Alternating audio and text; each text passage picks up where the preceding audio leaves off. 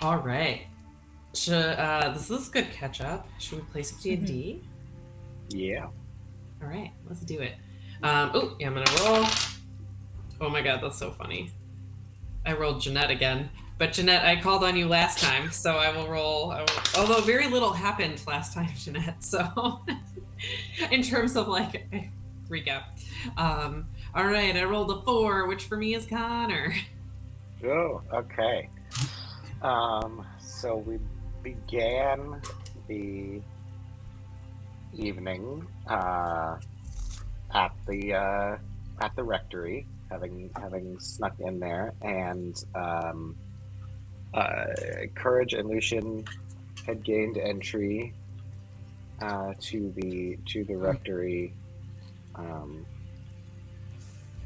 with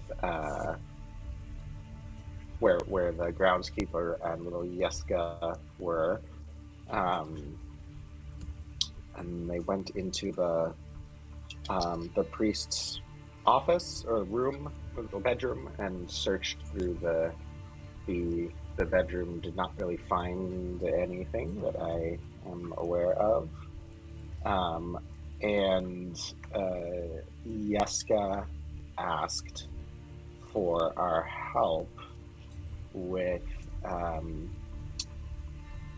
the bones of the saint under the church having disappeared, which Yeska believes was his responsibility, and that he and the priest, Father Petrovich, were the only people who knew about.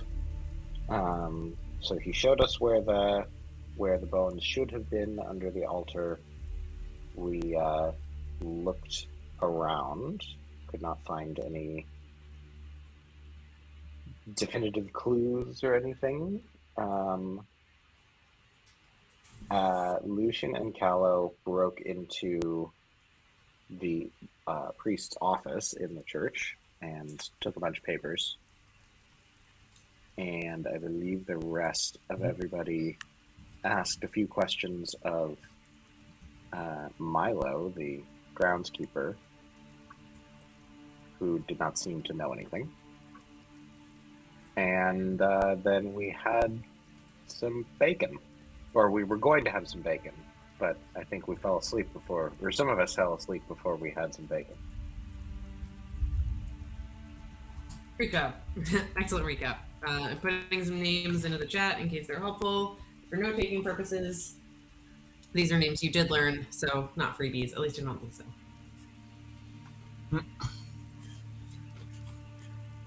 Alrighty. So you guys are having bacon. We don't necessarily need to act things out. We can say, folks that decided to sleep, you will get a long rest after 2 hours. Those that decided not to sleep, take a short rest so you don't get unless you are a druid. Well, Jeanette, you got a full rest. But you don't get your spells back, just hit points. Or features, I should say that. All right.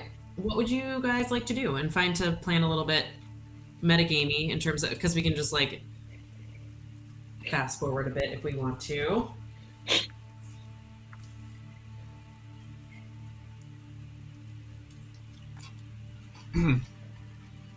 Is everyone back awake, or do we still want a little time before? Okay. Unless someone wants to be doing something while others are sleeping. No, I'd like to role play 45 minutes of Callow's dreams for everybody. Amazing. Callow, you definitely dream a lot, I will say, during this period, because you've gotten up and gone to bed, and it's like you're doing that weird sleep thing where you remember all your dreams and they're all super weird, and it's like you see people that you know but not quite. It's like, I know you're you even though you don't look like you, and you wake feeling vaguely disquieted.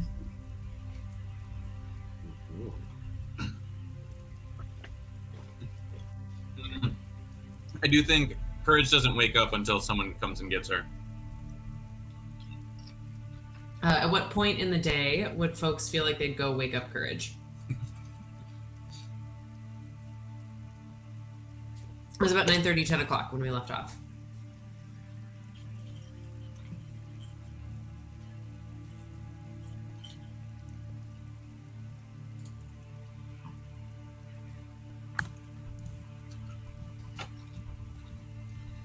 I think Callow would probably not be the one to be taking initiative to go wake up Courage, because he himself would sleep for a bit more. Did she give instructions to do that to anyone? No. Okay. Because yeah, I wouldn't do it without instruction.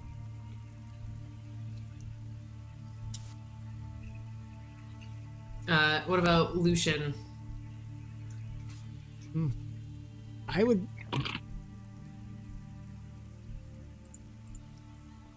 would probably let him sleep. I think Lucian's going to be adding some notes to his Book of Shadows. Just trying to get all of his thoughts on what's been happening for the last couple of days. I do actually feel... Would Beatrix go wake her up eventually? Yes, I think Beatrix... Is this working, by the way? Do you hear me? Yep. Yeah. Okay, Beatrix would probably go up there as soon as she's done eating breakfast and go, "Rise and shine, soldier!" Like, gotta shake her awake. Is it time? Are we fighting again? We Jumps may out of find bed. a fight.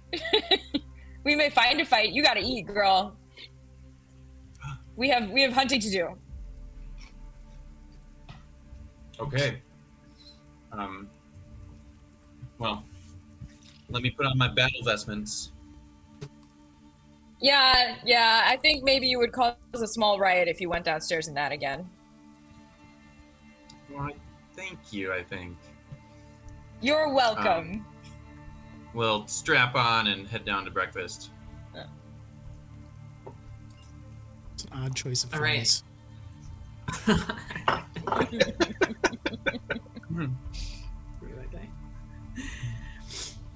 All right, you head down to breakfast.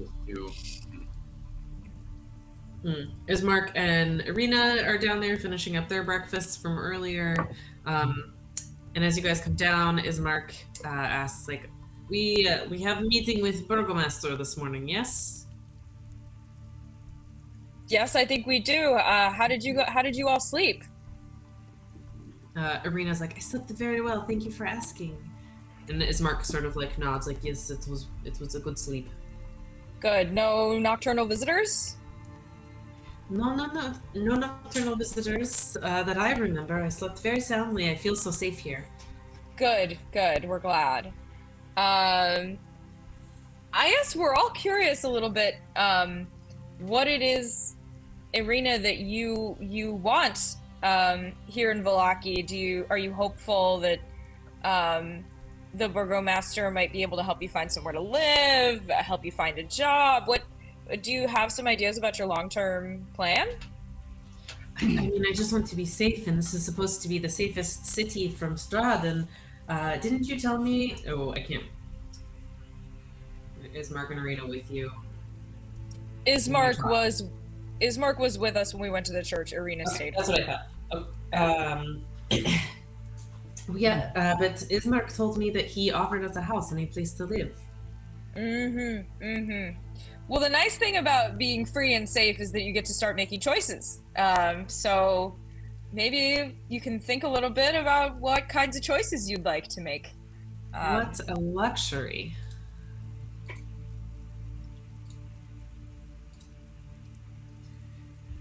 So should we get going? I mean, we don't want to miss our meeting.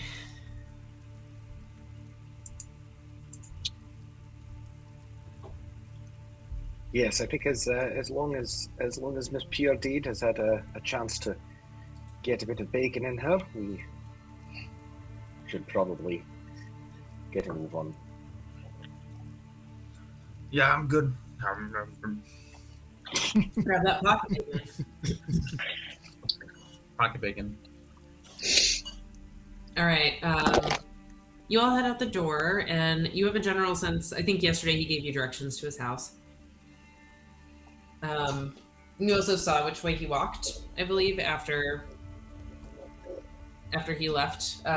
So But on your way there, as you're walking down the street, Beatrix, something sort of catches your eye as you're walking past some storefronts because you've been thinking about it a lot. And as you look back at the building you just passed, you notice a familiar word on a placard in a window.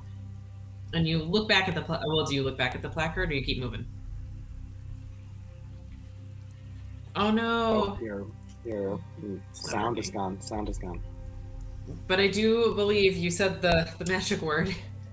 Just you look back at the placard. No. I'm gonna assume we still can't hear you, but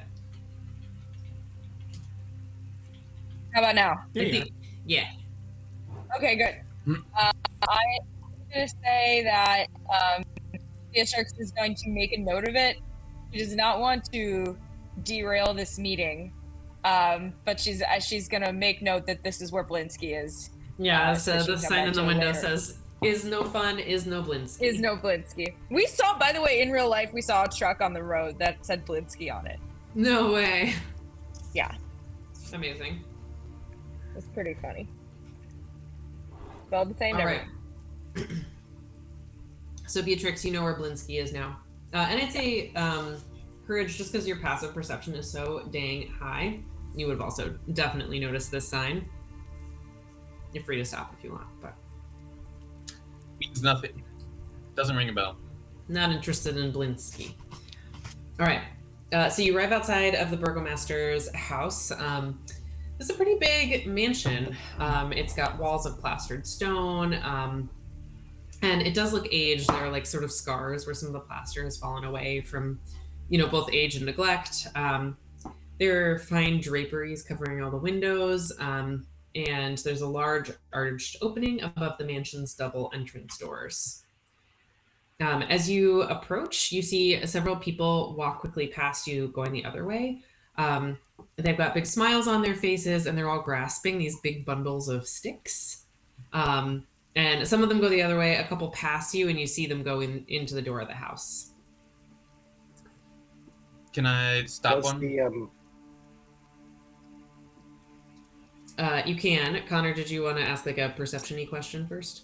I wanted to ask, how does the house, like the upkeep of the house, look relative to just sort of the other buildings in town? Does it look like it's in better condition than other buildings, or more or less the same?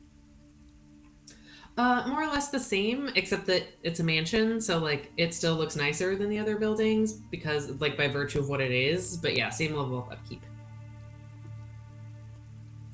Yeah, Tom, you can stop one of these folks.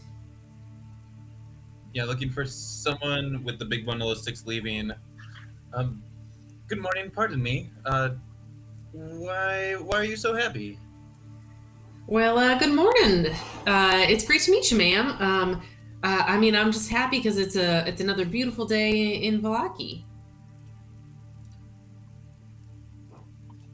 That's great. And is the burgomaster giving out sticks?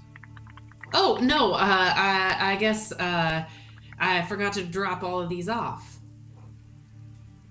I was bringing sticks to the burgomaster. That was an Emily mistake. The people leaving don't have sticks. The people going do. Okay. Yeah, I'm just headed on my way there now. I dropped a couple and was going back for it. Oh, we didn't bring any sticks. Were we supposed to?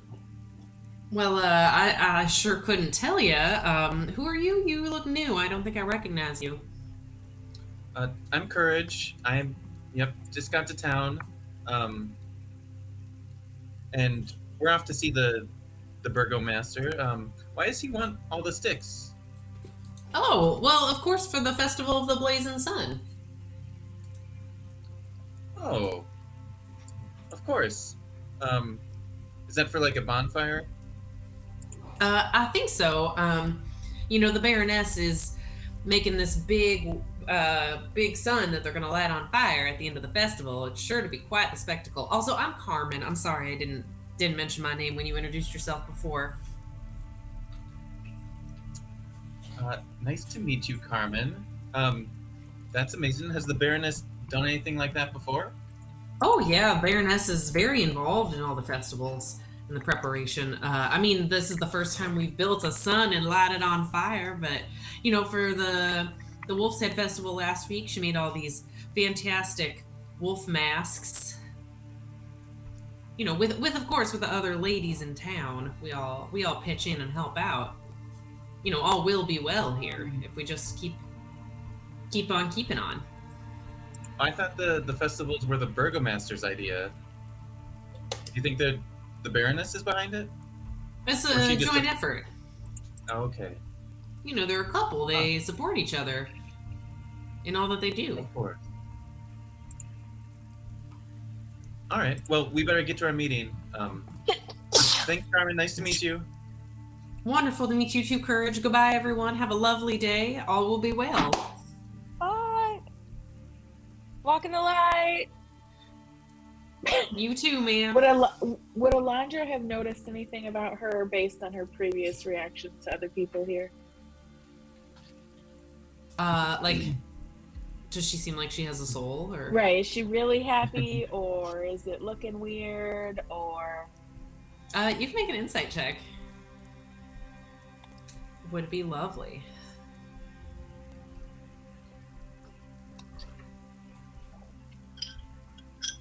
Mm. 18. 18.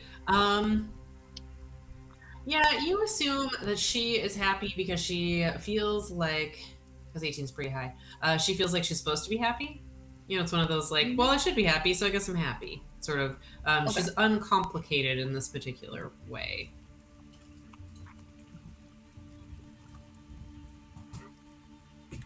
All right.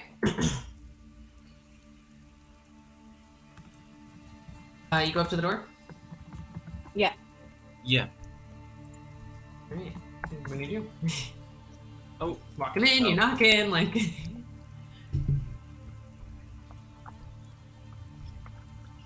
Before we get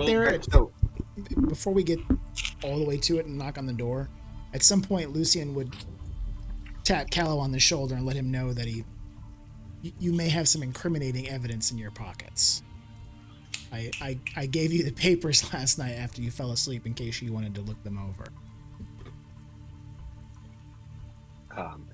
Callow sort of taps his pockets and realizes that they are stuffed with papers, and pulls them out and sort of holds them, looking at the papers, and is sort of frozen, not really sure what to do. Does it come out like in a pile, or like when you pull one, do they come and fall out? Like, what is the situation? They're blowing down the street. Right. Well, like, I guess it's a whole. How? So you put all of the papers into my pockets? Yep. Yeah, they would probably kind of spill a bit. Yeah, if any are falling on the floor, I'm definitely running to pick them up and try to hide them. Yeah. Yeah. What am I supposed to do with these? Are they important? You read through all of the papers. Is there anything that we particularly need to know? Anything that is especially important here? The only thing that Elandra and I were able to ascertain is there were some letters to his sister, and that the last note that he left about his leaving seemed to have been written under some distress, but otherwise we didn't find much of value in them.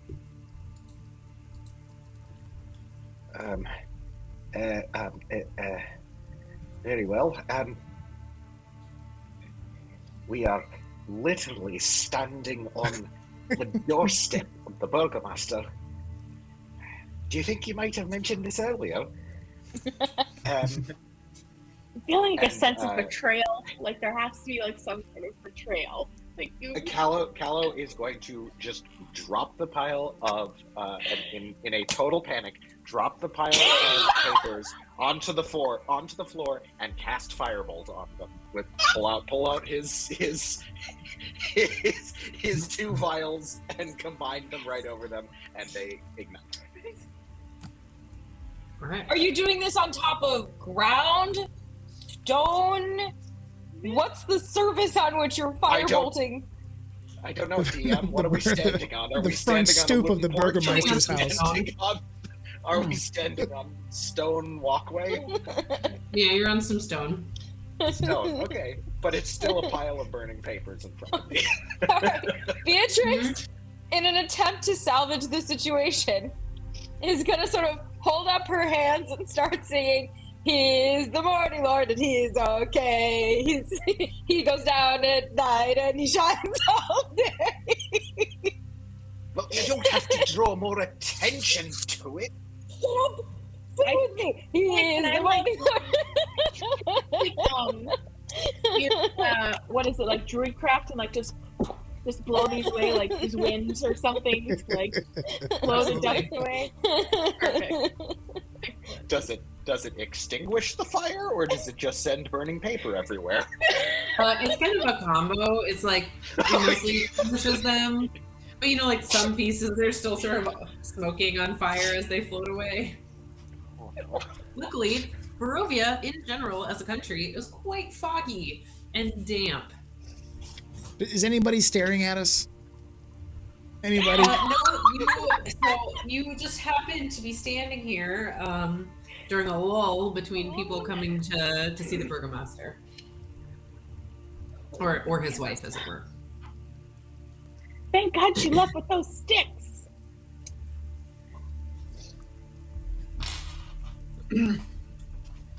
All right. Well, All right. now so that's taken care of. I suppose we should go inside. Before we go in, does anyone think they might get up to something that they could use some help on?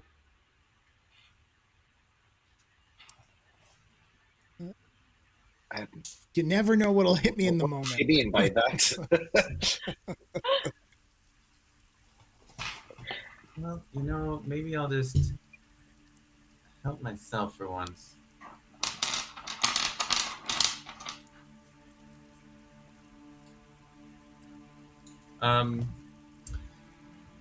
Yeah, I think Courage will take a second and cast Enhance Ability Owl's Wisdom on herself for advantage on wisdom checks.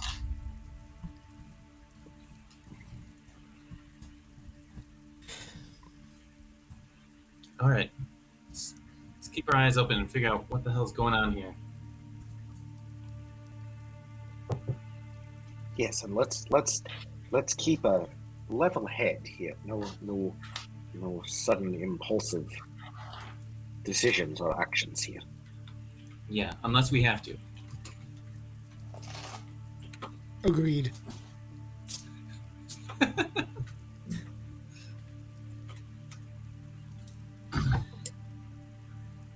In an effort to try and restore a certain sense of normalcy to everything, Callow will jump right up and knock on the door. All right. So you knock on the door, and pretty quickly, someone opens up the door, and you see a young woman in what is clearly like a servant's uniform. Smiles, and she's like, "Hello, welcome to the Burgomaster's mansion. How can I help you today?" We have an appointment with the Burgomaster this morning. Oh, that's so wonderful. With Baron Vargas, right, not his wife? She like kind of looks around. Yes, we did intend to meet with the Baron himself. Of course. I'm sure he's expecting you. I'll just take you right in. Follow me. And she'll turn around and lead you into the hall. As you all enter, you see these framed portraits adorning the walls of what is like a big grand foyer that's got a big wide staircase, sculpted railing, sort of like what you'd picture in your standard Gothic mansion. There's a long carpeted hall that's attached to the foyer, or the foyer as I was raised calling it. And it stretches the length of the mansion and has several doors leading off of it, including one at the far end. And you notice heaped against the walls are big bundles of twigs. So inside the house. Inside the house, yeah. Like, are these like What? bundles of twigs like wrapped in something? Are they? Yeah, like, they're like just wrapped up in piles? Are they twine just- and yep, it's like big bundles wrapped in twine and rope. Okay. It's clear they've gotten a lot like pretty quickly. So the servant starts to lead you down the hall, and you, as you're walking, you can hear some voices in a room to the left. But the the servant takes you immediately through a door on your right. Can Courage try to figure out what those voices are talking about? Sure. I don't even think you really, because your passive is so high. You don't even really need a perception check. But as you listen, you can hear some chatter, and it seems to be all women's voices, or at least high-pitched voices. And they seem to be talking about these decorations that they're making for the upcoming festival. That's what you can sort of ascertain. Okay. All right. So the servant leads you into a cozy room with some padded chairs and couches lining the walls. There's a beautiful carpet. The room smells very pleasantly of pipe smoke. Mounted on the wall is a beautiful golden sun, and y'all recognize this as like the Morning Lord symbol specifically, not just a random sun. Let's see. And yeah, she's like, please go ahead and take a seat. I'll go get Baron Vargas for you.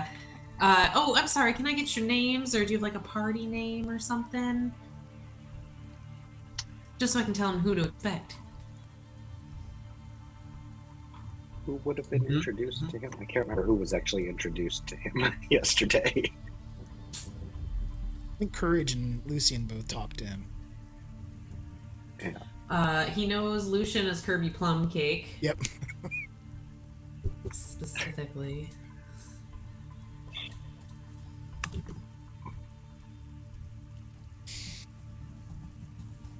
Yeah, my name's Seeker. You can just tell them that the problem solvers are here. All right. Sure, that's an unusual name, but I'm happy to tell him that. And she skips out of the room. It's less a name or a description. Problem solvers? Oh, maybe. Oh. As a designation that, well, it suggests some promises that I'm not sure that we're going to be able to keep. What about the invisible friends?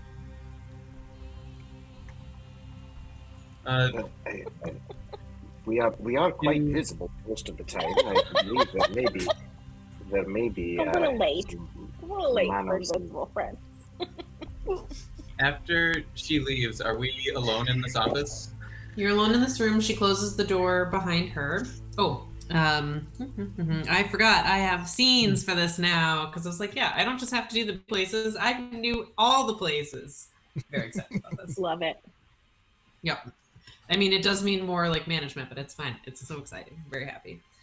Yeah, so she closes the door behind you and leaves you alone. And I'll just say, like, metagaming, you guys have a few minutes before the Baron's going to come downstairs. If you'd like to plan, discuss, etc. What do we Does the see? door have a lock on it? Yeah. No, door's not locked. Okay.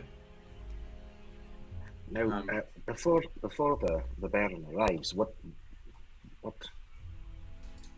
we hoping to discuss with him? What would we like to achieve here? It sounds as though we want to make sure that Ms. Irina has accommodations provided for her, but beyond that, which does not seem to be much in question, as he already said that a house would be made available to her. Beyond that, what do we need from him? I want to know more about this Festival of Lights, what exactly they do at it. I won't lie, I'm a bit put off by the chipper attitude of everybody around. Not to suggest that everybody has to be as dour as the weather here at all times, but it seems a bit artificial to me, don't you think? It does. Yeah. Not sure what we can do about it. We could also talk to him about the missing butler and maid.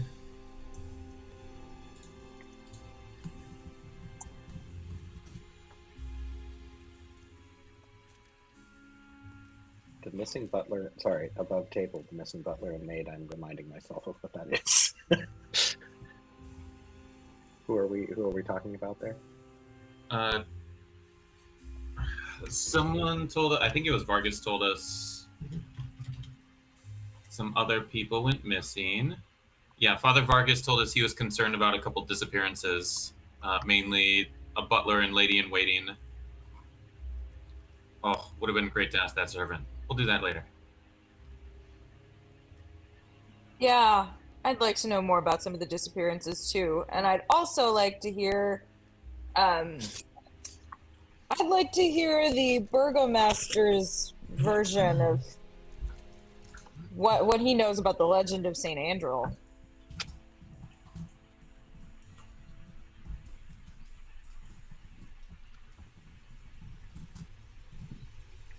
All right. I'm just reminding myself a little bit of what he said multiple sessions ago to y'all.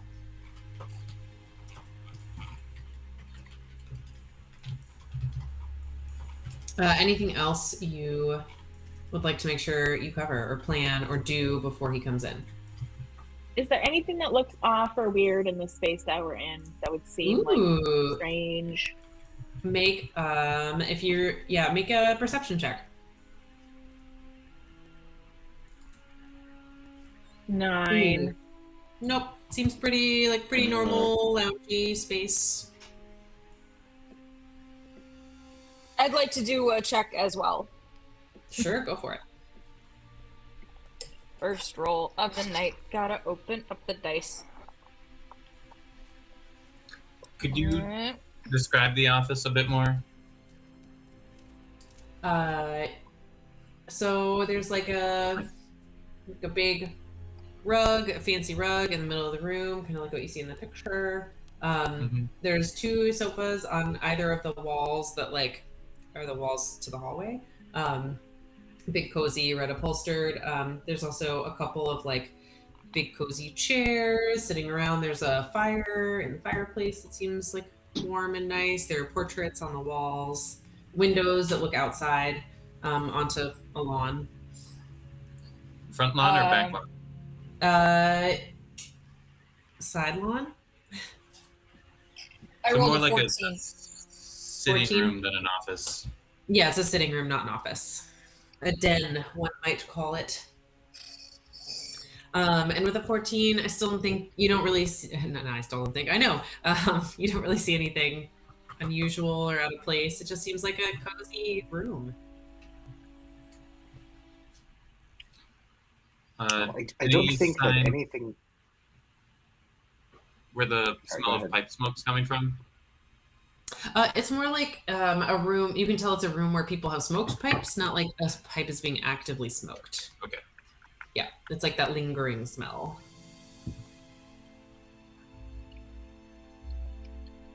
Well, it may not bear repeating to all of you, but at least for my part, I'm not sure that I trust this burgomaster at this point.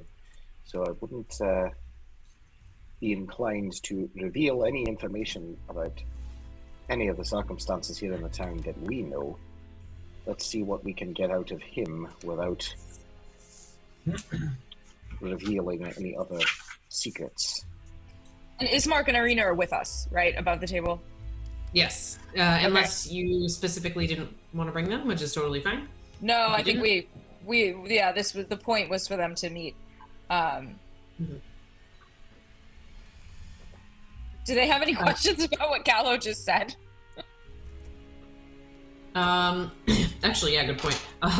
Yeah, I think Ismark will ask you. Mr. Professor Callow, I don't understand why you do not trust this man. He's offering us lodging and safety, and I think he's known of a man of good reputation, I assume, given the reputation of his town. Well, frankly, I'm not sure that I trust anybody here in this town. You say that you've heard that Vallaki is the safest place to avoid the influence of Strahd, but I don't get a good feeling from it. Maybe it's just that everybody is a little too cheerful.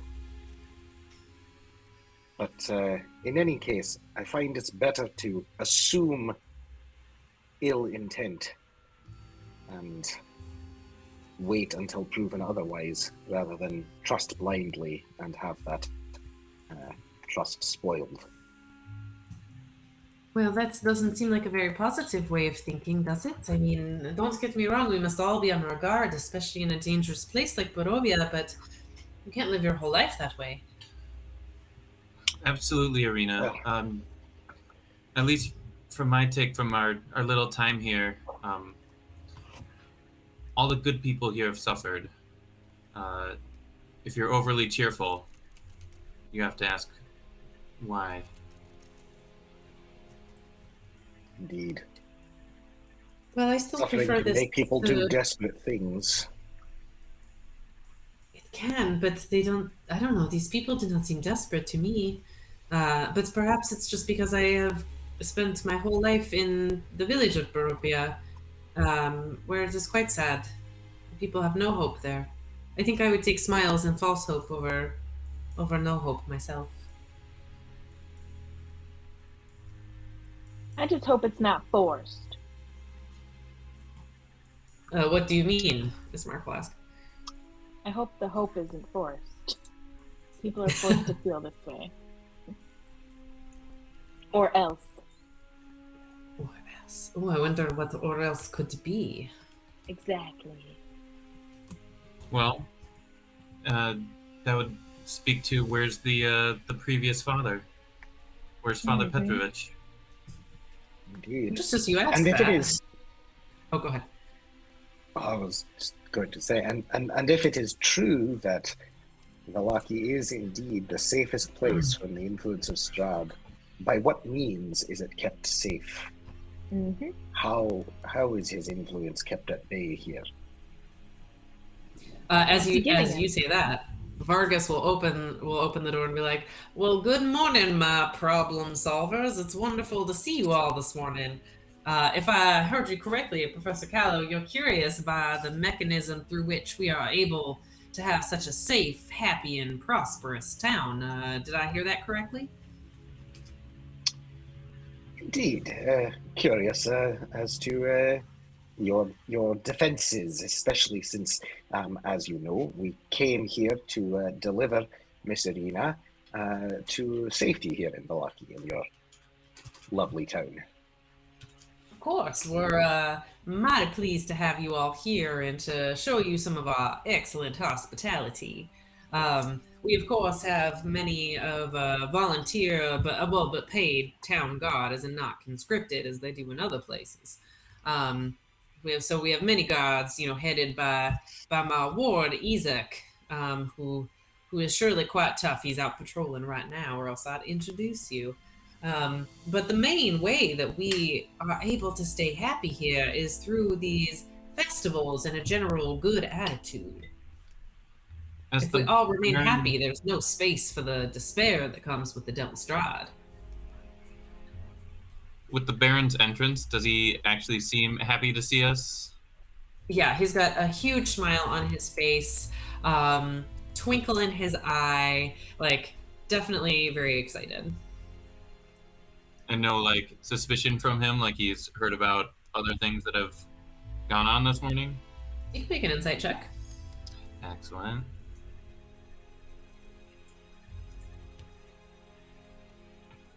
Wow, that's right. You're wisdom-y. I'll whisper to you. Whispers. And as he enters, Courage wants to kind of position herself. I don't know if he's at 12 o'clock off, like 5 o'clock or 7 o'clock, just a little, not straight on, but able to get a clear look at his face. All right.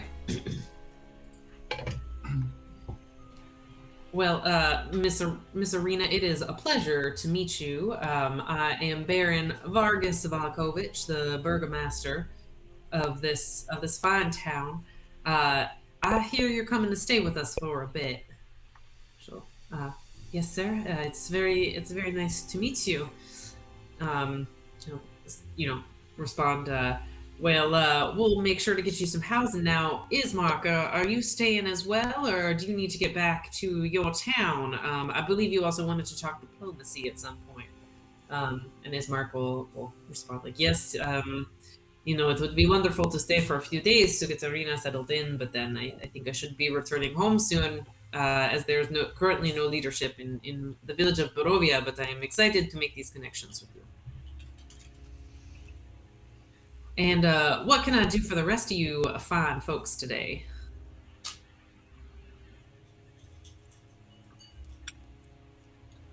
Well, I just thought I'd ask one more clarifying question to what you're saying regarding the city's defenses. So it sounds to me as though your primary defenses are physical might, your town guard, and, well, I suppose the best word would be attitudinal. Is that, am I understanding correctly? Why, yes, sir, you really are quite the bright one, aren't you? You really earned that professor designation that I think I overheard. Callow has a really hard time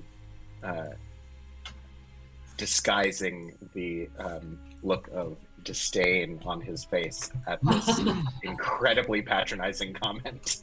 And is thinking back and recalling on the numerous times in which he has interacted with people who have appeared to treat him like a child because of his height. Okay. Very well. And this, as you say, is sufficient to defend your town from what we understand to be one of the most fearsome individuals in any realm that I've ever heard of. Well, certainly. I mean, we have not had an attack in many years now by Strahd or any of his minions. So I think it seems to be working just fine. I see. But if you I would love to hear suggestions if you find folks have other ideas about how we can strengthen our defense and make things better for the citizens of Vallaki. No, I suppose that you would know best, given that we are newcomers to these lands, and you have the experience. So, if you say that it is keeping your citizens safe, then I suppose that must be the case. Well, of course, but fresh eyes can sometimes see problems that we become blind to over time. So I still welcome your input, Miss Beatrix. Was it? Did you want to say something? Oh yeah. I just wondered as a fellow follower of the Morning Lord, if you could tell me a little bit about your parish and its history. I've been really interested in finding divine who fight the job, and the has been a strength in your attempts to defend the city. That was breaking up a little bit for me. So you were asking about the parish. Yeah. Okay. I mean, usually I'm not the spiritual caretaker for this town. It's too bad that Father Petrovich is not here to be able to speak with you about that. But we can't leave the flock without a shepherd, so to speak. I'm sure you understand. But it's a good parish, a strong parish. The light of the Morning Lord really does seem to push away the devil. People are committed, and they tend to go to both morning and evening prayers, but especially evening. People gather together, sharing the light with one another. Can you tell us about Saint Andrew, your patron? A little, I suppose. I mostly just know the main legend, and he'll repeat a version of like what you heard before. Saint Andrew was a brave warrior in her time, and stood up to Strahd, if I recall correctly. I just don't have it in front of me. Yeah. When Beatrix asks about Saint Andrew, does he react in any way unusual? No. Just not that you notice. You can make an insight check if you'd like to dig deeper, but not on the surface.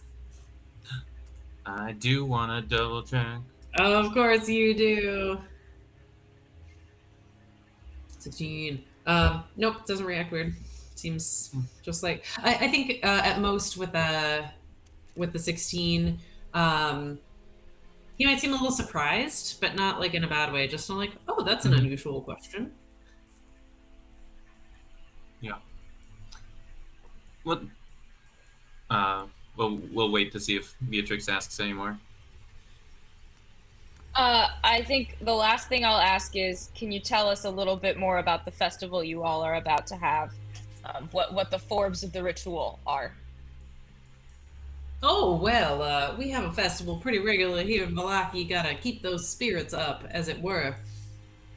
So this one, we are quite pleased because it will be in special celebration of the Morning Lord. We're calling it the Festival of the Blazing Sun.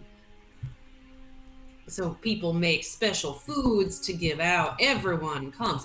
Everyone attends. It's very important.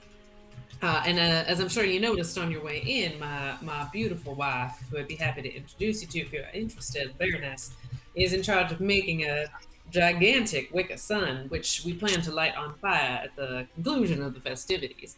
Should be quite a spectacle. All right. Thank you. What happens if someone doesn't go to this festival? Well, of course everyone will go.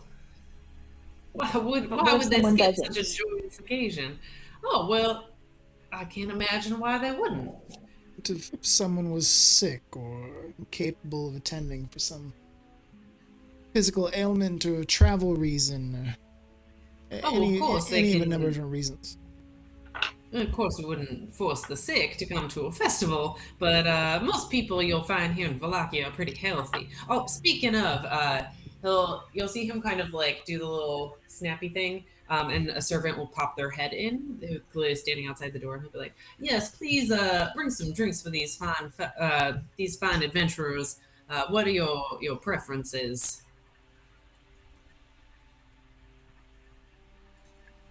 Oh, nothing for me, thank you. I'm perfectly all right. I'd love some tea. Wonderful. I concur, and I can also help, if that's doable. Oh, no, don't you bother yourself, Miss Elandra. We, of course, are No here to bother. serve you. Can I just get up and start walking to go help this person? You can, but as you try to walk past the Baron, like he'll very gently sort of like grab your arm to be like, no, please, it is no bother. Mm-hmm. And I think some tea for this I'm one, and he'll point to Lucian, with some extra honey. I don't need anything, thank you. I think you'll find that I'm quite sweet enough as I am. I like you and your sense of humor. And what about you? You're looking at Beatrix. Sure. I'll take some tea with honey. Sounds good to me. Wonderful. And we'll bring a couple of extra cups. And the servant will sort of scurry off. And Alondra, were you going to say something before? No. Okay. Yeah, they'll go ahead and leave. Callow is trying to subtly catch Lucian's eye, like just kind of try to give sort of a look of like, why are they eating and drinking things? But not saying anything. Baron, I'd be curious. Trying not to be noticed or obvious, if possible. You can make a deception check.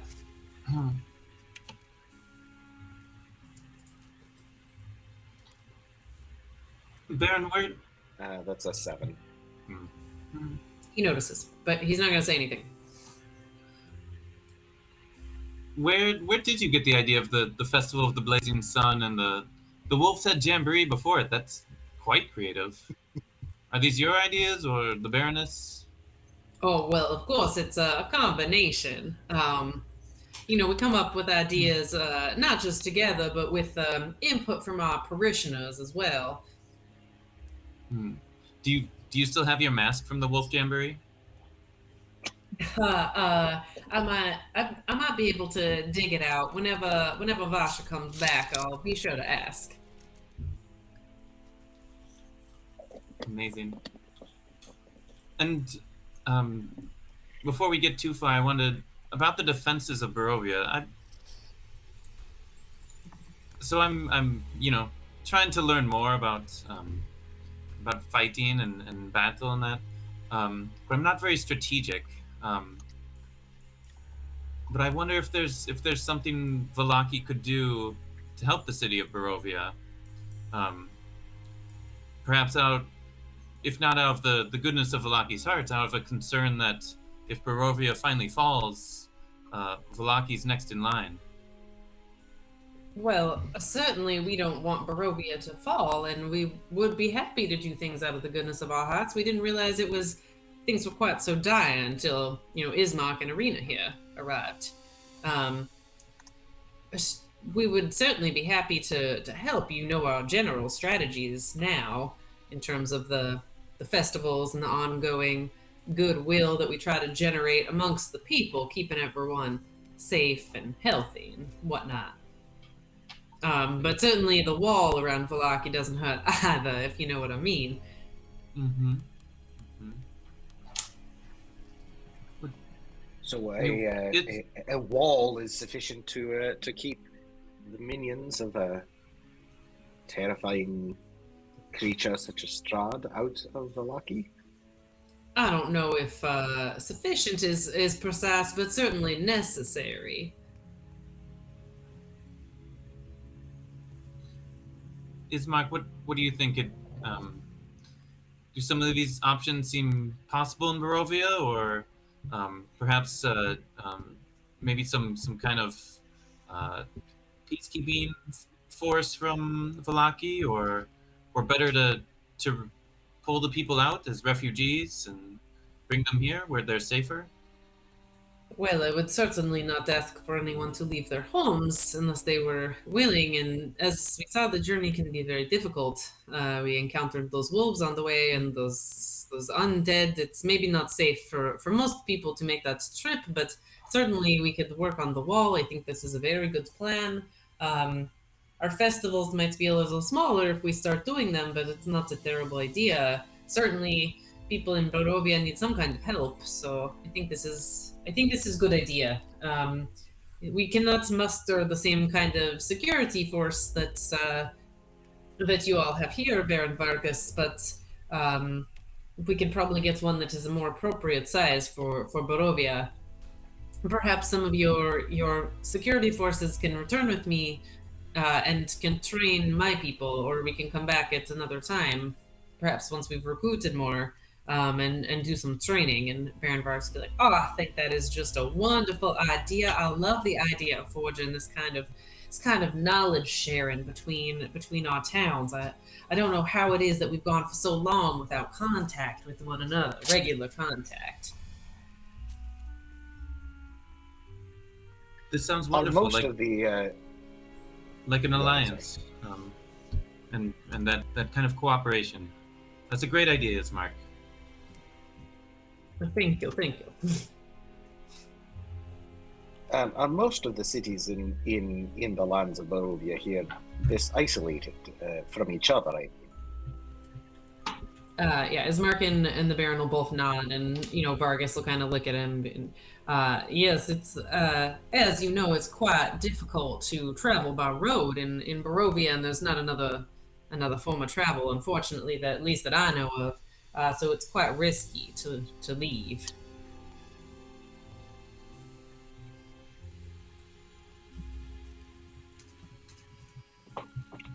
Was there anything else you fine folks would like to speak about this morning?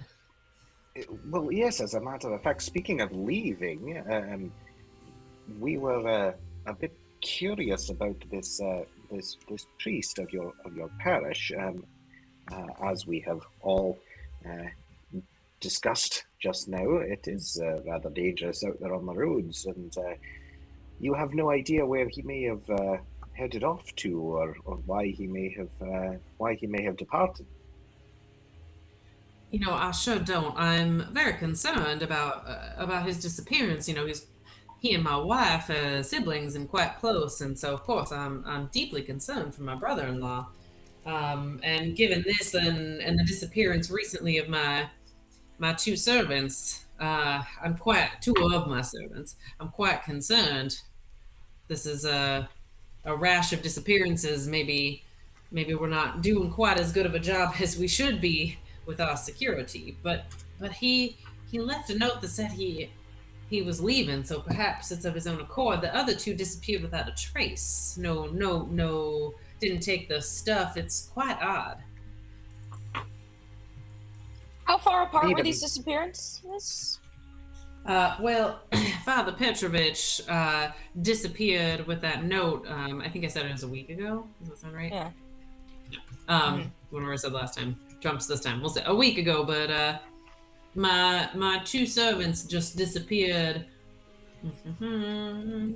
Actually, just a day or two after. Were they? What was the relationship between them? Were they friends? Were they romantically involved? Were they enemies?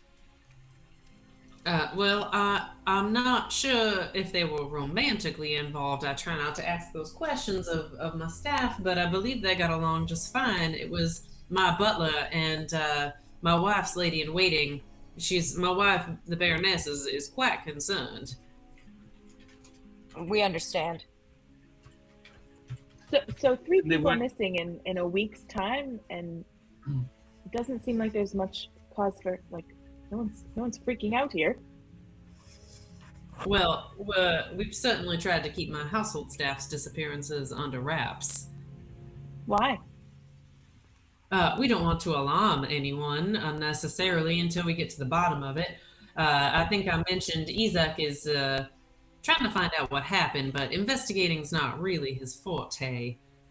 Have you all been able to do any searching? Of course you haven't been able to do any searching since last night. It's the morning. No, but I would appreciate any help you can provide. Yeah, just sorry. Enough searching to find some bacon. I knew I smelled some bacon. Also, the servants come in and place a tea platter in front of you. So there's some nice tea. It smells great if you like the smell of tea. Cups, honey, etc. And the Baron will make a point of trying serving those that specifically asked for tea. And he'll still make one for you, Lucian, with a lot of extra honey in it, and be like, I noticed you had a bit of a cough last night. This is especially for you.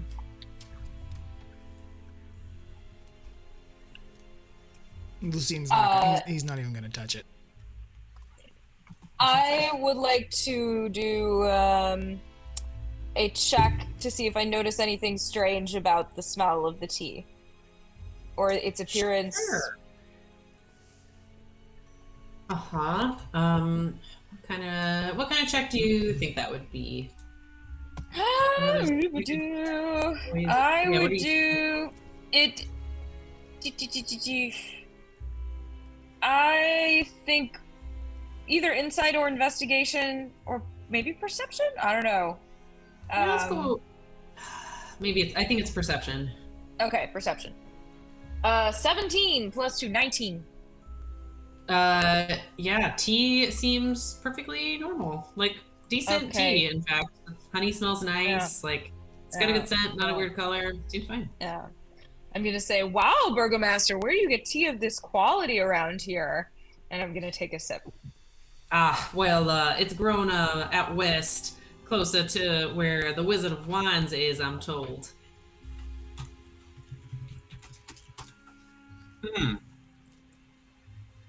We talked to someone associated with the Wizard of Wines. They said they'd had some trouble with a shipment. I wanted to ask if you heard of any other troubles along the road, especially to the west? Well, nothing in particular recently outside of the normal troubles of, wolves and bats and other minions of the Devil Strahd, of course. But I had heard about the wine shipment not coming in. I know people are getting a little bit concerned. Erwin said he's tried to reach out, but hasn't heard anything back. It's probably important for the festival, I imagine. Yeah, but we have some wine stored up. Never let our strategic wine reserves too low, as it were. So I think we'll be okay for this one. We have other food and drink. There's a bakery outside of town. They come in sometimes, bring pastries, quite delicious. That's always a highlight of the festivals for us. Oh, what bakery? That old windmill bakery. I've never been myself, but one of the older women that runs it comes to town and brings a whole bunch of pastries with her when we have festivals. Lovely. It is lovely. Thank you. We're just trying our best here. Do you happen to know the old lady's name? We happen to have passed that bakery on our way in, and we're interested in maybe visiting at some point. I'm not sure I do. I feel like I've heard it's something with an M, but it's escaping me now. I'll have to ask the Baroness. Well, we could We'd ask love her. to meet her. Yes. Oh, of course. Well, right now I believe she's very engaged with her women's group working on the sun. But whenever we're finished up here, I'm happy to take you in to chat with her and get to know her a little bit better. Can I help with the sun? Absolutely, we would love your help if you would like to help. And I would also like to ask if you all would be my special guests at the festival. What does that mean? Oh, it just means you get the best seat for the fireworks and for the blazing sun, and it would be my honor if we could host you. Sounds lovely. Of course. If we're in town. It's on Thursday. Today's Tuesday. You don't think you'll be staying that long? I certainly hope our hospitality is better than that. Oh, no. That's... I would love to, but, in case we find a lead towards some of the missing people and it seems timely, we might have to follow it post-haste. We'll try and let you know, though. Of course, I fully understand. And look forward to you attending this festival or the next one, as it were, whenever is convenient in your schedules. Is the next one already planned? Not yet. Oh, but do you have ideas? We could use them. No, what about... How many festivals do you have around here? Oh, quite a few. We have them quite regularly. People love a festival. Once a week, once a month? About once a week. Jeez. My friend Courage here knows many wonderful songs about the Morning Lord. Maybe you could have us sing. Well, it sounds like they're doing Morning Lord this time. Maybe something more agriculturally focused. Celebrating the bounties of your land. What a great idea. But Miss Beatrix, you know some Morning Lord songs. Would you like to perform at the festival if you were in town for it this week? Oh, you don't want to hear me sing. I have a terrible voice. Oh, don't but say that. I'm sure you have a wonderful singing voice. I will be happy to listen with great eagerness to anyone who wants to sing. Well, if you change your mind, we will make sure that you have the necessary vocal amplification that you require to be heard by all. Oh, no one wants my voice amplified, but I thank you very much. That's very kind. Courage has a beautiful voice, but not me. We'll make sure to feature you at the next festival. I like this agricultural idea. How has the farm yields been? It seems like, if the roads are dangerous, anything outside of towns is dangerous. Has this been hard on the farmers? Has there been any concerns of the food supplies or crop yields? Nothing immediate. We have some gardens in town, of course, and we also import a lot of food from the western part of the country. So far, no stoppages there. We think that's just specific to the wine, not necessarily a road problem. Well, that's good. I'm glad to hear it. And do you know if Izik's around here today? Izik, I believe he might be in the town square, making sure that everything is getting set for the festival on Thursday. Okay. Well, yeah, I guess if that's most of the things to discuss. Oh, we could do a break. That sounds great. Let's do a break. Yeah. Let's say 7 minutes. Sure. So many. So many Decadence. minutes. Bobby needs some food too. 7 minutes. Or 10. All right, take 7.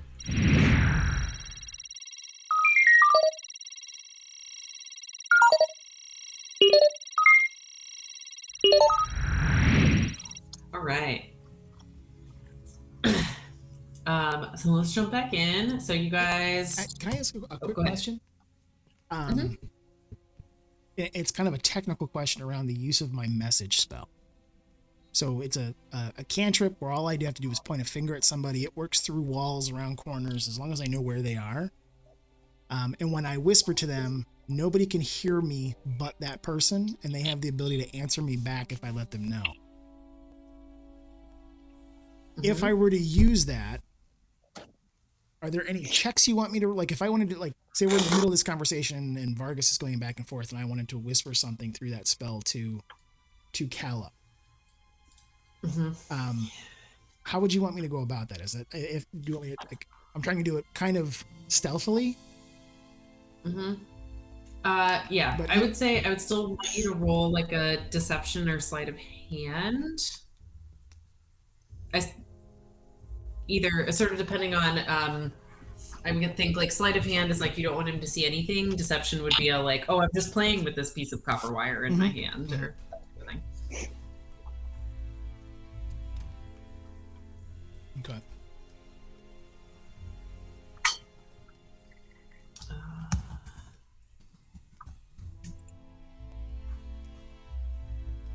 Tom, I don't know if I think you might be muted. But thank you, Baron Vargas. I guess it'd be nice to talk to the Baroness and your butler and lady in waiting. What were their names? Yes, of course. I would love to tell you more about them in case it helps your investigation. My butler was Vitaly Kantemir, and my wife's lady in waiting is Nadia Lipsiage. And they've been in my service for many years now. And to confirm, they disappeared at the same time. Yes, they did. They disappeared the same day. I can't say for sure if it was at the exact same time, but they were at work one day and not the next. And do they live on the manor here? Yes, they do. All right. Would it be all right if we check their quarters? I don't see why not. All right. Let me double check. I'm forgetting which house is which. Yes, of course, we can do that.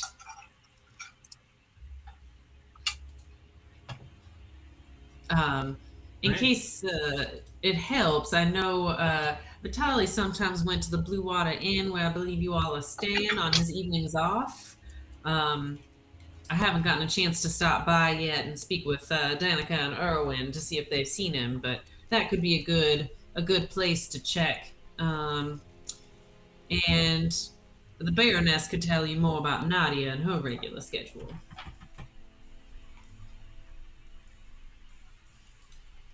Fantastic.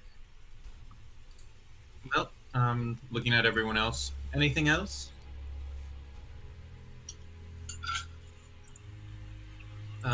Is No, Margarina? I think we're all have covered all the points that we were interested in discussing. I trust that you will take care of arranging the accommodations for Miss Arena here.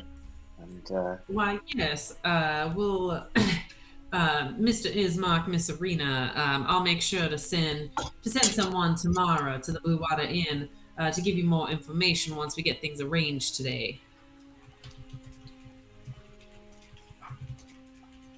Do we want to ask? I don't think I would ask this in front of everyone. But I kind of want to ask the group if we want to ask him about Madame Eva's clues. Like, do you want to ask him about anything that she mentioned to see if he knows?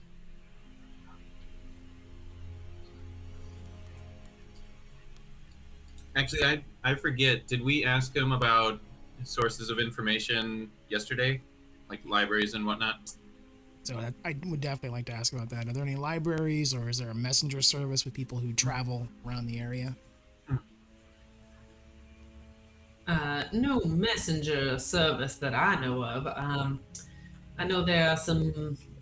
I know if you go and ask down at Blue Water Inn, they will maybe tell you more about people that go occasionally hunting outside the town walls. I couldn't say for sure who it is, as I haven't interacted with them personally. My work keeps me quite busy, and my family and whatnot. And you asked about libraries. No library here in Vallaki. Though I know some people do keep books, including myself. Are you looking for a particular tome? No, I'm a lover of books, and was thinking maybe to do a little research on the lands of Barovia, and just to learn more about your peoples. Oh, I would be happy to lend you a copy of any of my books. I've got a brief history of Barovia, the land before the Lord, if that's something you're interested in, or perhaps the noble houses of Barovia. Both of those would be quite interesting. All right. Well, how about I will have Vasha take you to the servants' chambers to look around, and I'll go grab those books for you. One other question before we go. On our way here, as we were traveling, we heard that there might be another encampment of Vistani to the west of Valakai. If we were to continue on with some of our travels, I was just wondering if you had any information about that. We hear that sometimes they carry messages, and we may be interested in sending word about Irina and Ismark back to some of their friends in their village.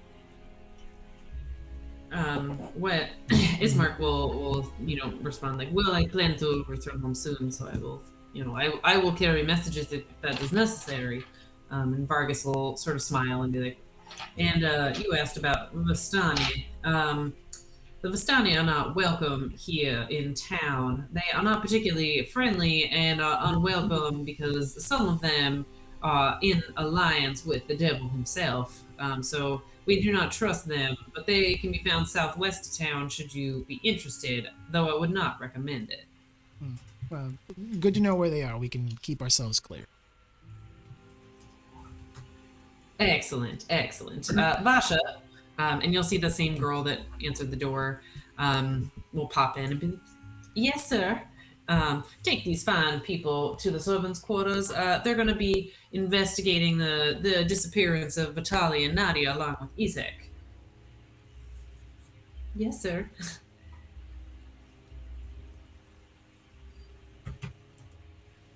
And I will go get those books for y'all. This was such a wonderful meeting. I'm so excited that y'all are in town.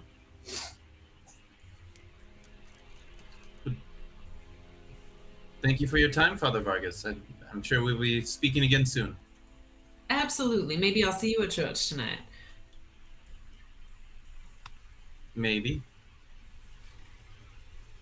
And the servant will motion you down the hall.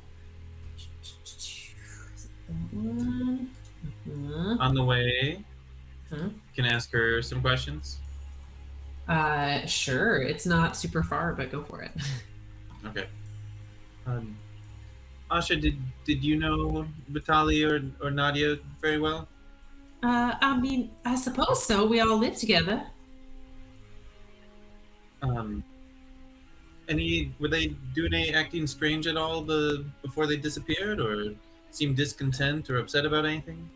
And not that I noticed. It was just a regular day, and they were here, and then they were gone. Very mysterious. What do you think happened? Well, I'm truly not sure. My best guess is they ran away together, but as far as I know, they weren't romantically involved. And at this point, she opens up the next door on the right and motions you into a smallish room. Why don't I have that? Nope. Sorry. As Tom knows, I lost a lot of stuff that I did recently on Legend Keeper. All right, here we go. So you open the door, she opens the door, and you can see there's 4 simple beds, each with a plain wooden trunk at the end of it, and a table with 4 chairs sort of in the middle, and each of the beds has a little nightstand next to it as well. These are our quarters. They're a bit simple. We didn't know you all were coming today. I would have tidied up a little extra in here. And did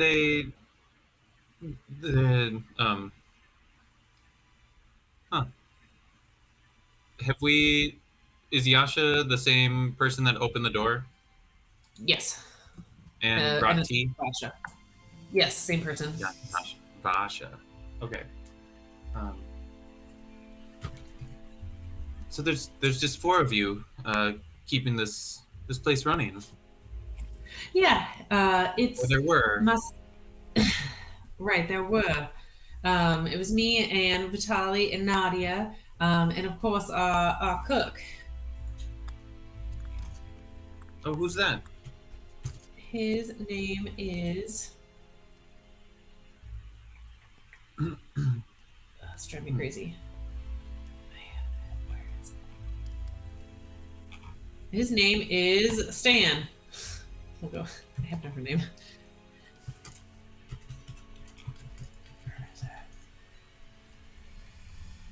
Yeah, we'll go with Stan.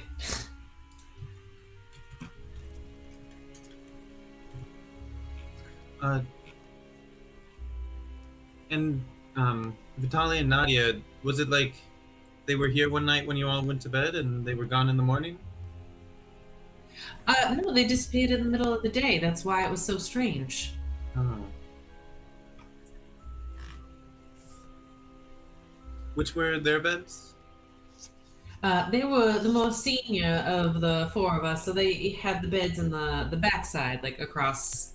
So it's you know what? I can show you in the tactical map. If you want to flip over. Ooh.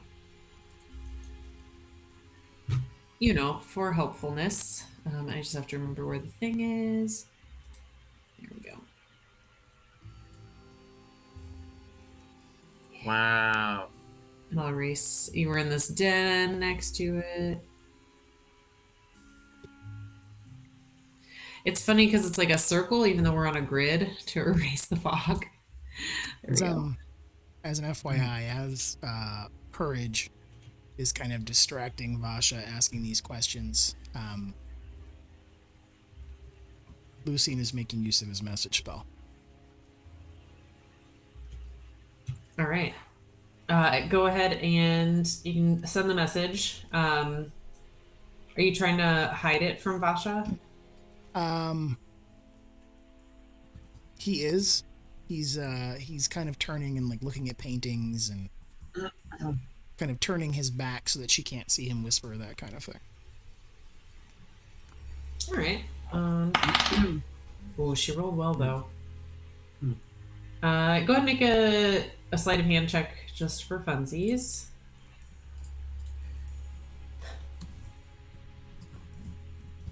Going to do that with some guidance, I think.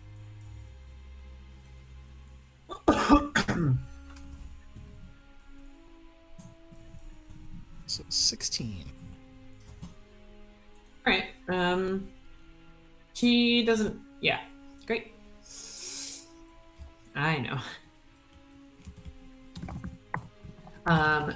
And for sake of not narrative, so these two unmade beds towards the back.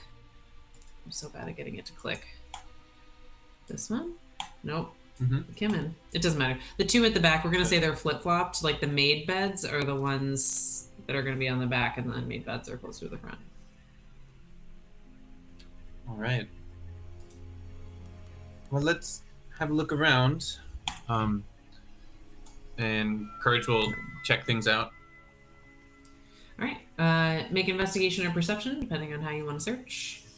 Yeah, she's a perceptor. I figured. And anyone else that also wants to search? I'll search. All right. I'll ask for Shantea to help me see. Help me find these poor people. I rolled a 12. 12. All right. And Elandra got a 13. Yeah. Oh, I see. And then Courage is in the chat. Wow. Wow. At 26. All right. You guys search the room. It doesn't take too long because it's a nice little chamber, but still it's like pretty simple as you can see. You don't really find anything unusual. It does seem clear that the butler and the lady in waiting were both a bit more fastidious than the other two of the servants in terms of like they clearly had made beds, but they seem to have like all their stuff is there. It doesn't look like they'd packed anything. You don't really find any like personal correspondence. It's all pretty neat, like uniforms and, folded nicely in the trunks in place. And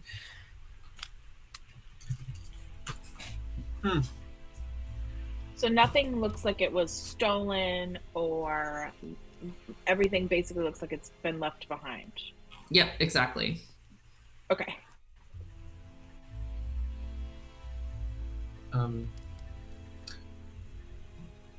Vasha, do you remember? Yes, ma'am.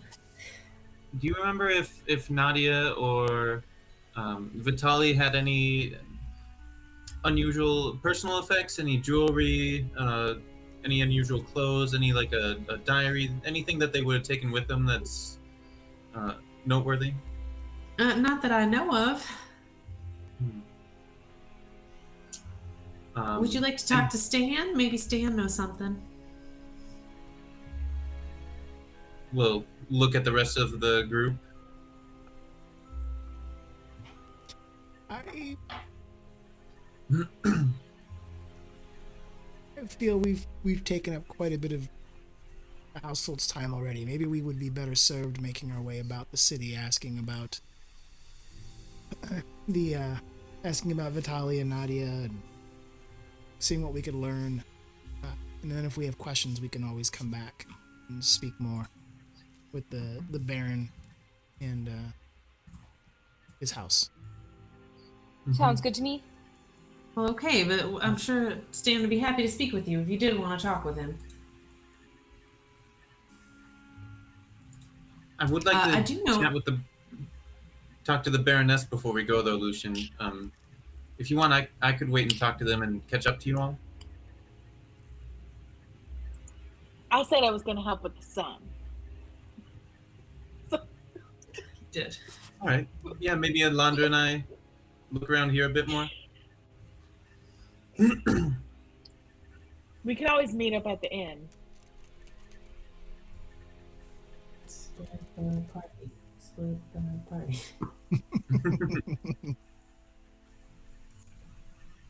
You don't want to help with the sun, Lucian?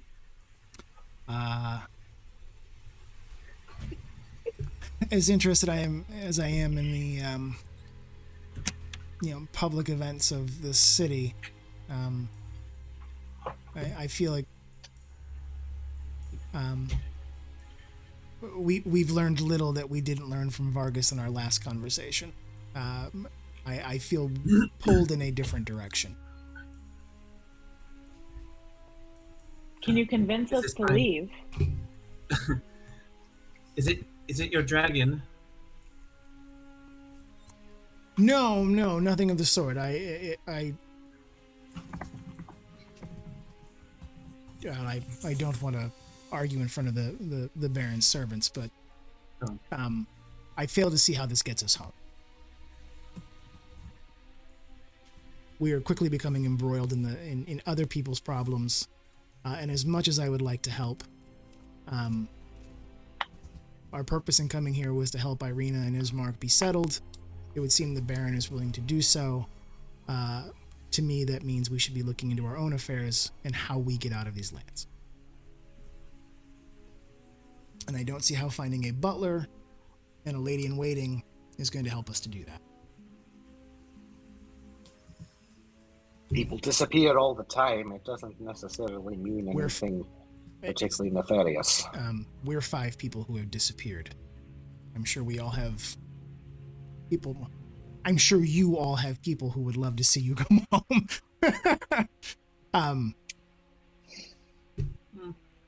Hey, don't sell yourself short.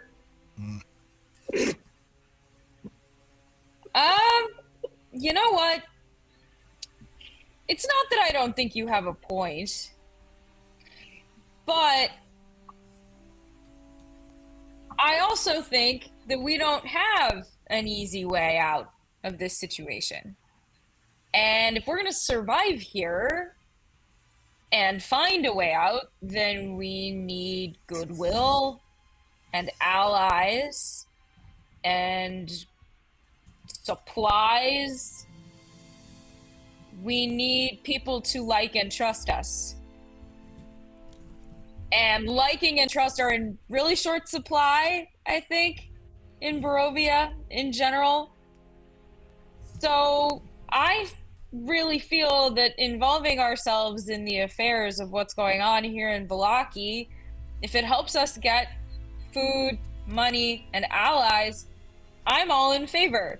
Because if we stick to the narrow road and just do what we can to poke around every library and run out of money and test people's patience and nobody cares about us, I just don't know that we're going to get very far.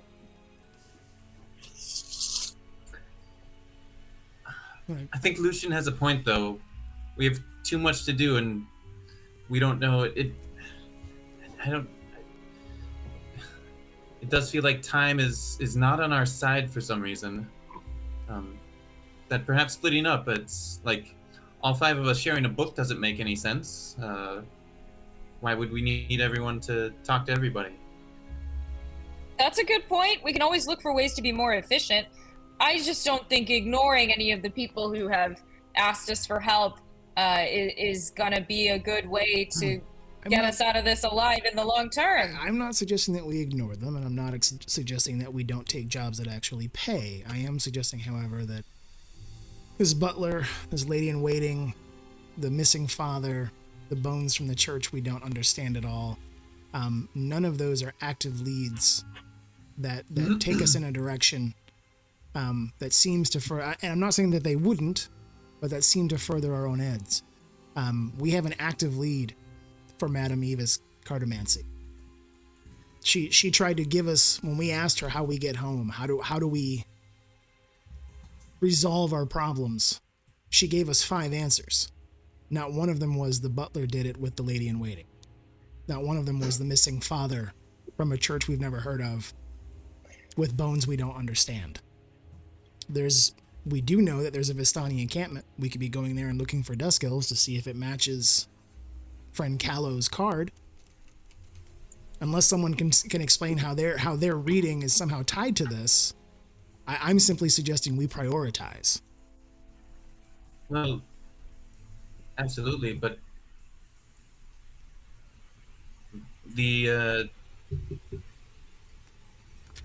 thus far she spoke of a legendary sword, as did the fellows at the church.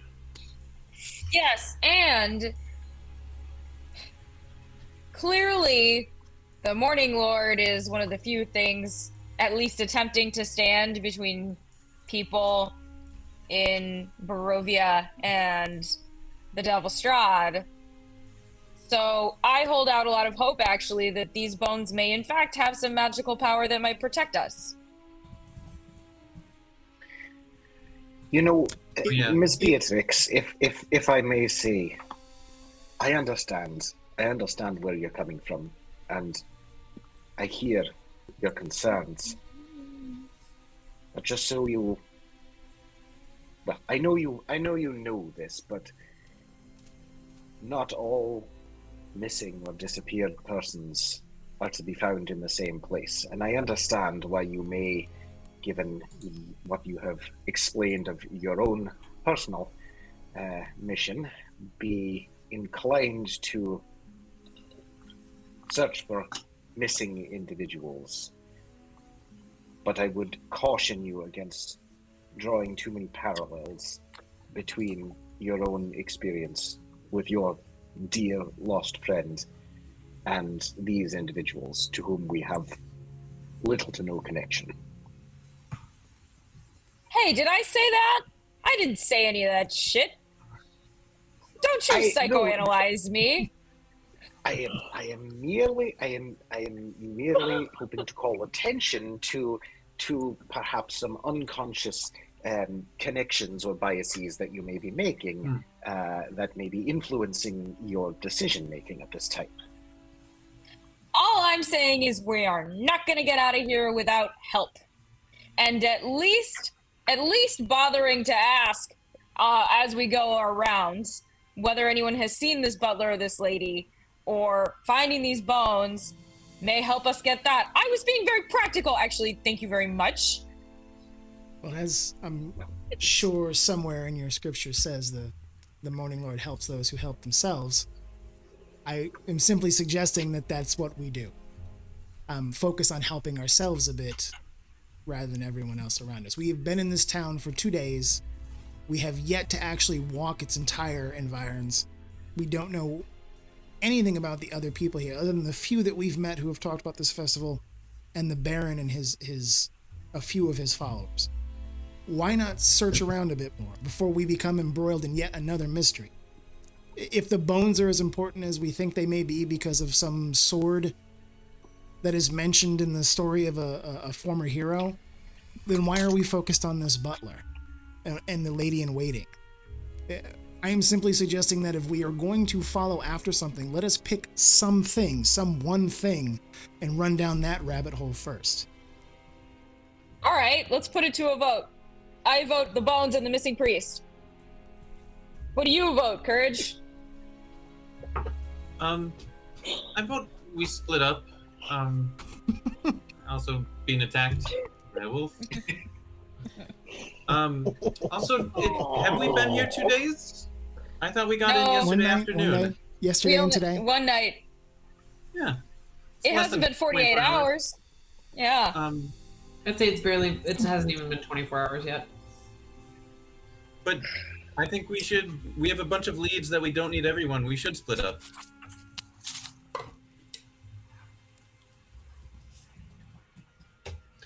What do you think, Elandra?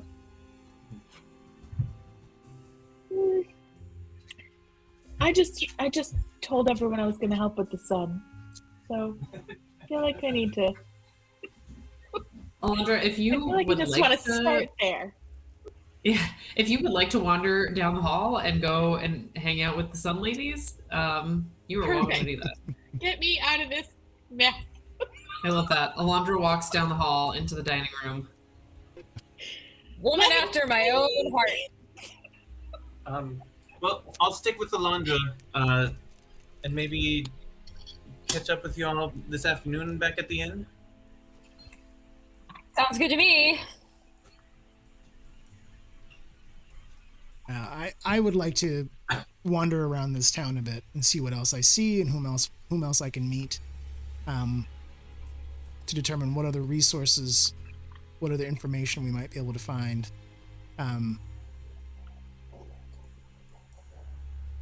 I feel like we have had one view of this city, and it is the Barrens, and I would like to see what the city's view of itself is.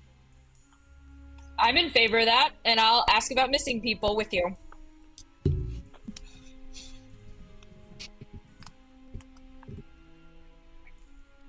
Right. So What about you, Callow?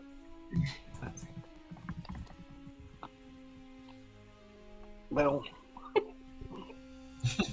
it seems we may have varying and perhaps contradictory motivations and purposes here.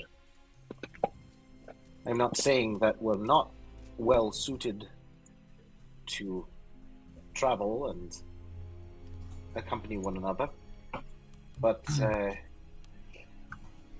we came here together, but it doesn't necessarily mean that we have to leave together. Callow. We are bound by no oath to one another, and if you feel as though the rest of this group is heading in a direction that you do not feel called to, well, this is a big and imposing world. Stop putting words in my mouth. I am merely trying to anything remotely like that. Friend Callow, I'm not suggesting a dissolution of our fellowship. I'm simply suggesting there might be a different way to Mordor.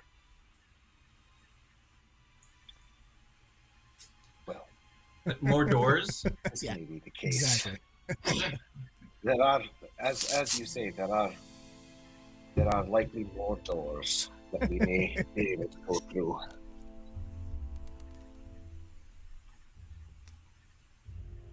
This is a fairly large city. I think walking around and seeing what other businesses and what the rest of the city life is like away from just the Baron and his church might serve us well.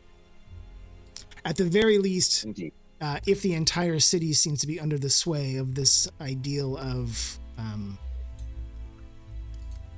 looking the other way, of all will be well simply because they throw festivals, at least we'll have a clearer idea of what exactly it is we're up against. Or alternatively, we may find some assistance that will provide us clearer, less ambiguous information. Lucian, I'm fine with that. I'm happy to go with you. And I'm going to turn to Callow and I'm going to say, Professor, how about instead of making assumptions about things that I think or want to do, you could ask me questions from now on? Very well. I think you are correct that finding supplies and potentially money or other means to support ourselves is also a pursuit. But I agree with Mr. Ravenstone that we may not be finding that here within the sway of the Baron, and elsewhere in the city there may be other avenues to pursue. Yeah. All right, let's go. I'm done arguing. noticed that you didn't actually respond to what I said. Well, very well. Let's be off and do something.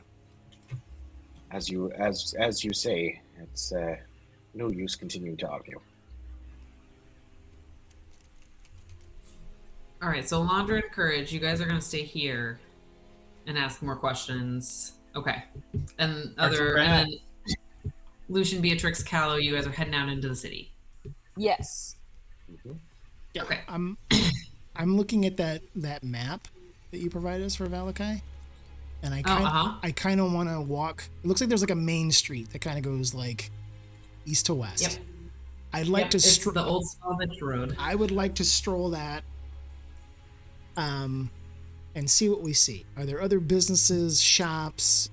Like what is life in the city on look this like? Map, where is the Baron's house? Where are we starting from? Baron's house. I'm pretty sure it's that one. Nope, not that tab. This tab. Yeah. So if you look in the middle, do you remember the Blue Water Tavern is in the middle of the map?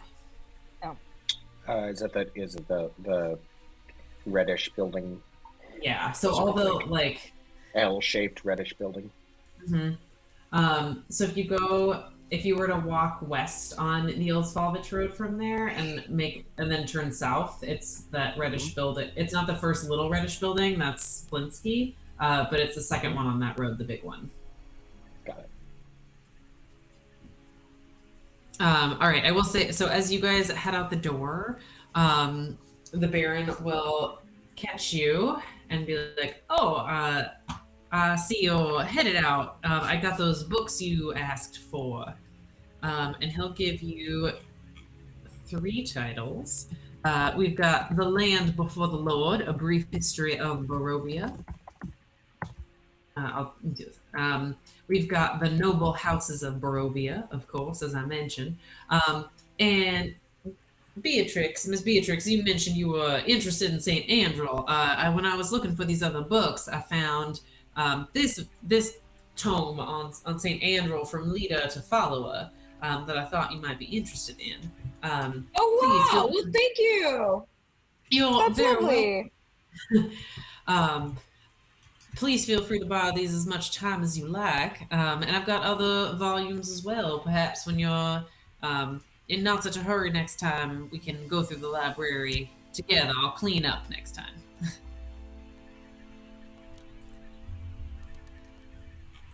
And then we'll, please, all will be well with you. So glad to visit with you today. Walking the light! Thank you very much, Baron. You as well. All right, and then once you read them, we can talk about what they actually have in them. And this bonus book.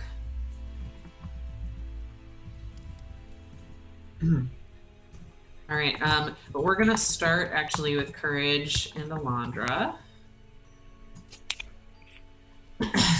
So you guys head back to the dining room where you had heard voices before. And as you walk in, you see this big table with 8 chairs around it. They're pretty nice chairs. They've got leather cushions on them, beautiful polished wood. And then around the table are seated women of various ages in these big beautiful chairs. There's a chandelier. It's got wax candles hanging above the table. And I'd say you notice right away that the women sitting are all wearing somewhat faded clothes, but they're drinking tea and devouring cake. And then a 9th woman who seems very well dressed, very poised, is circling the table and seems to be talking very excitedly. Now, ladies, keep in mind we need to stay on schedule. Make sure we have everything just perfect for the festival. Everything perfect. Oh, who are you two? Are you two here to help stitch costumes? I am. I was told I could help with the sun.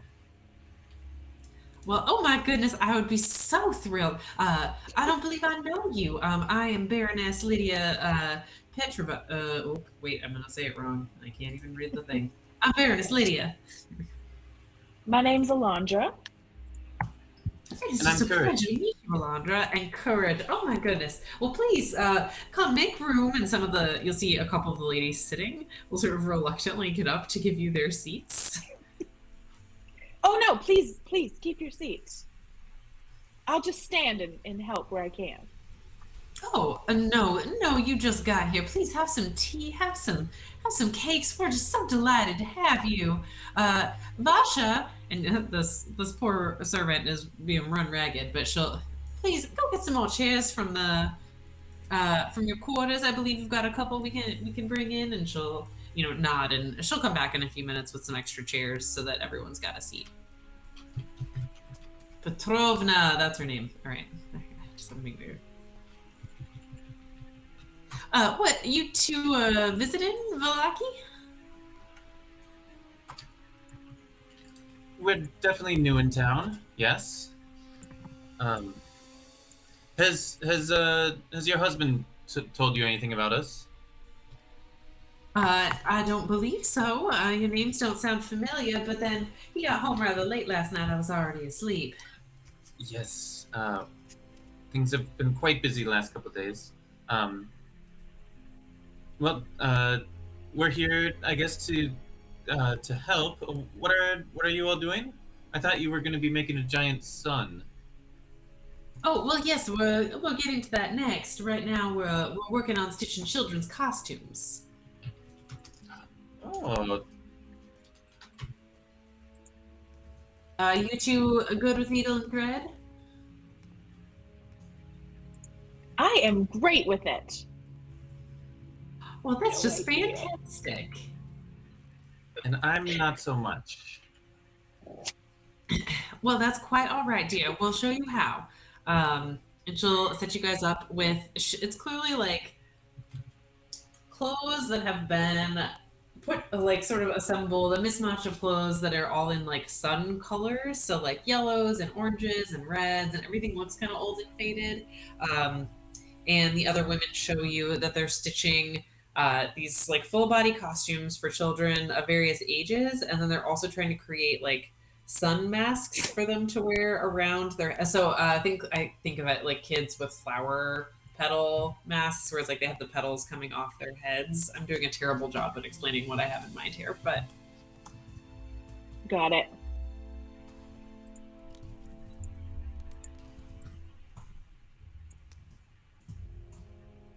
Is there like a stack of supplies somewhere that I can just go grab from and start working on?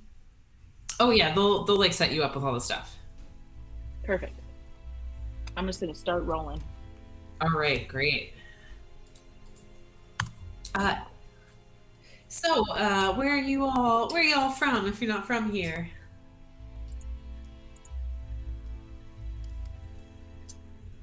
I think Courage could give a short overview of recently came to Barovia, met with a couple of the locals there, someone to come here, so we traveled with them to see some more of the town. And we met Baron Vargas last night after services, had a nice chat with him. Oh, my husband is just such a wonderful man, isn't he? Indeed. How long have you been married? Oh, we've been married 25 years. Wonderful years of Wow. marriage. And how does the Baroness look? Does she seem tired? Run down? At first glance, she seems fine. She seems really happy to be making costumes. If you'd like to roll an insight check, you are welcome to do that. Sure. That'd be great. I think I will too, if that's all right. Go for it.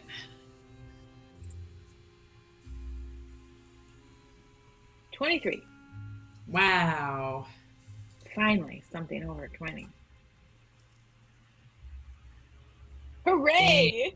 Okay, you guys rolled really high, and so since you both rolled high, I won't whisper. So the Baroness, although outwardly seems very shiny and happy, you guys are both very insightful about human nature, and you get the sense that this is a facade that she's putting on, and that she is perhaps quite uptight in general, and is not as happy and carefree as she might seem to be. And I'd say you also get a sense that she might not be being totally truthful about how happy her 25 years of marriage are. Like, feels like a lie with those high insight checks.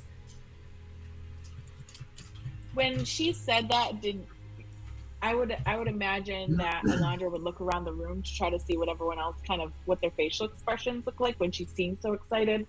Did anyone else make a face or do anything to indicate otherwise? So you get the sense that most of these women sitting around are part of the soulless people. So they don't have their reactions are pretty muted. They're pretty much eating cake, drinking tea, doing some light stitching on the side. You sort of realize as you're sitting here getting in the rhythms of things that the Baroness is the one that's really creating most of the energy in the room. And that these other women, although they're there and participating, they're just going along with it. They're here with this high insight checks. They're here for cake.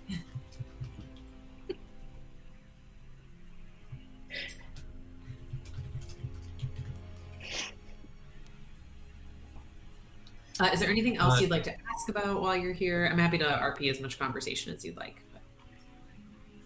I think Courage's read is we want to talk to the Baroness, but probably better to speak to her alone, and probably better to put in a little time before trying to speak with her. So unless Elandra does something, Courage will go ahead and try to sew.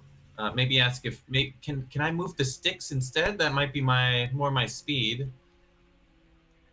Yes, I suppose that's a great idea. So they're not littering the hall. You are just so sweet for thinking of it. Yeah, why don't you move them in here just against the back wall? That's this is my first a stranger in a strange land. I was imagining a large you put all the sticks together into some large ball that you'd light on fire. Is that gonna be hard to get out the door here? Is where's this gonna be put together? I believe we're going to be putting it together in pieces and fully assembling it in the square on the day of the festival. Because you are absolutely right, and you would be so tickled to know that this has happened before, where we built these big things inside and then we can't get them out. And oh my goodness, it was stressful. Well, I should have known that you already had a plan for it. It's quite the bit of engineering. All right, I'll start bringing in the sticks and stacking them in the corner. All right. I'm just gonna yell, let me know if you need any help. I'm happy to help you. And I'm gonna madly start sewing, impressively sew. I will impressively move sticks. Yeah. Great. Meanwhile, with our Lucian's words echoing in my head. Yeah. About helping people. Uh-huh. All right. So you guys are moving sticks, sewing costumes. Team, let's walk around. You head out the door. You've got these books. Where are you going?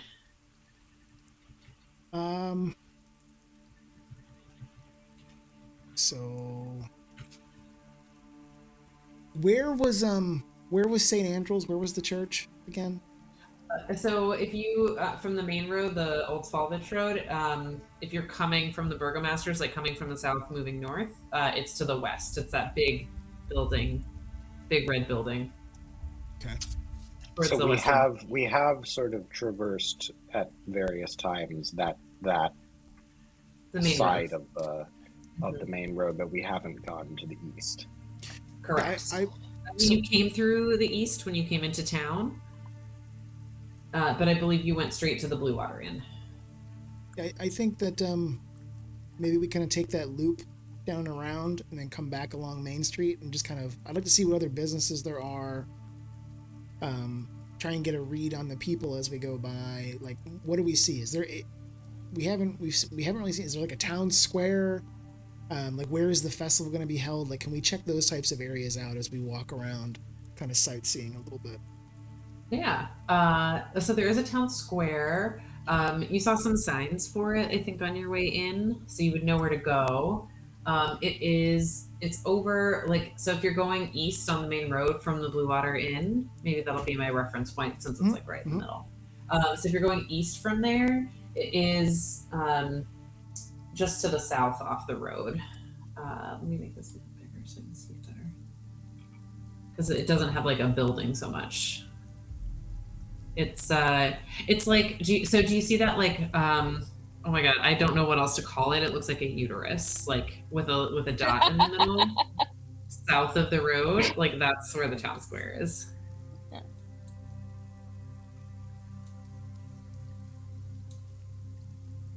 Do you guys head there, or? I'm gonna turn to the two of them and I'm gonna say, well, I have a suggestion. That doll, if we have any leads, the doll is probably one of our leads. And we passed the shop where it was either sold or perhaps made. And we know that that's a toy maker, and we know that he also has some connection to our bard friend who is not from around here either, and also is from Faerun. So my suggestion would be to go talk to that guy. But I don't know what the rest of you think. Very well.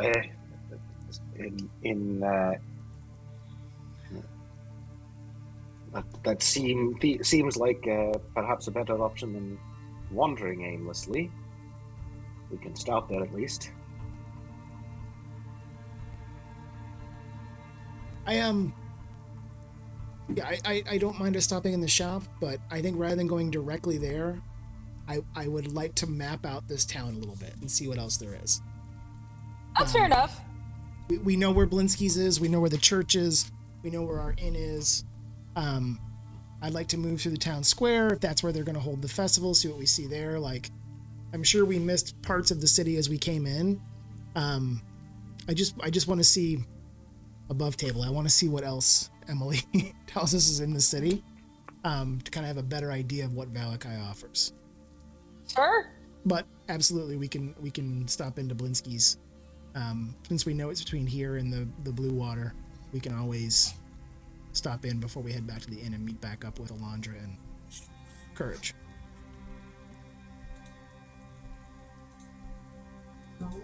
Okay. So you guys are walking that loop.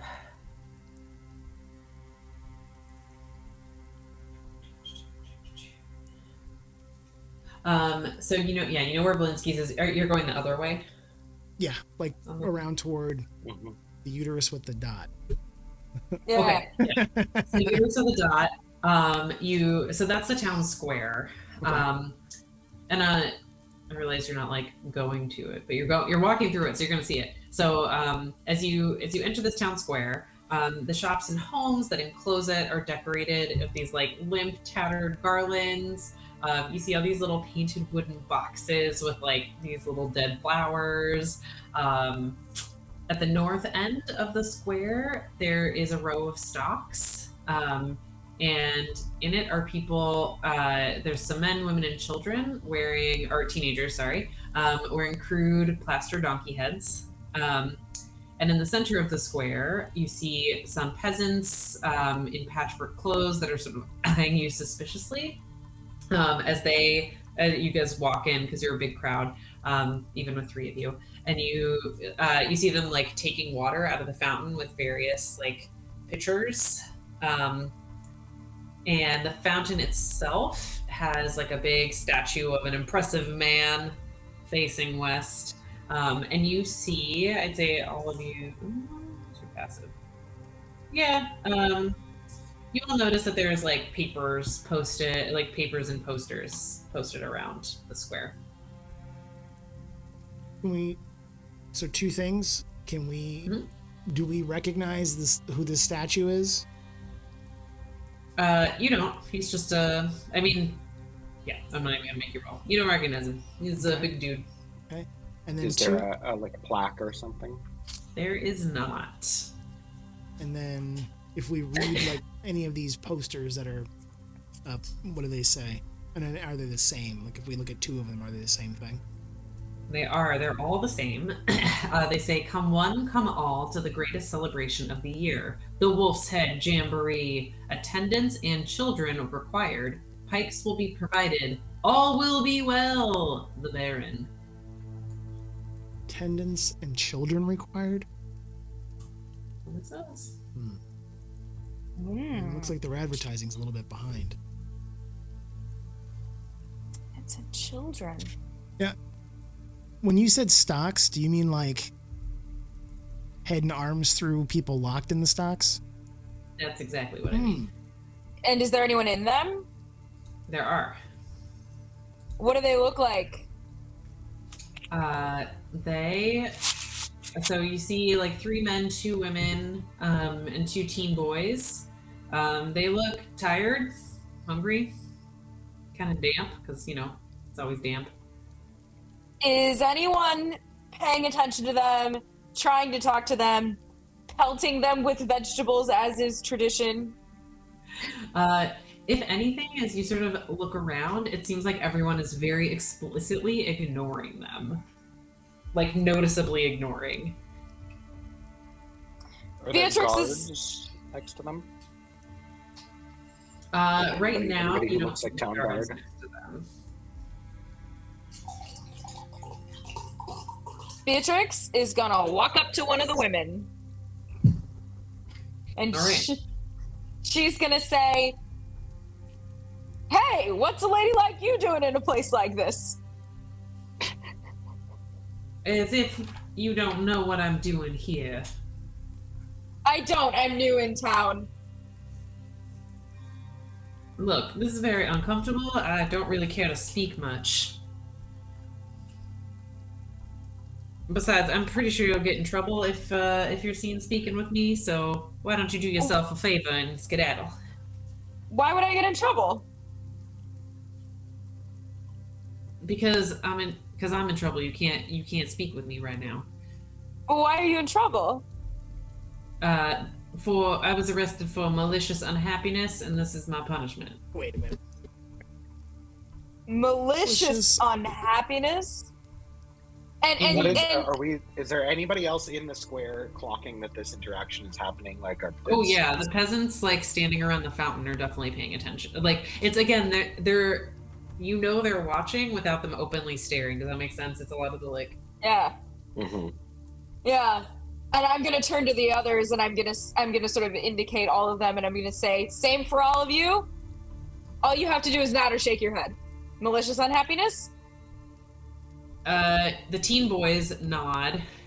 You see the other woman kind of like side eye you, and the men are trying to pretend like they don't hear you. And I'm gonna turn back to the woman who was speaking to me. So that's why you're all here.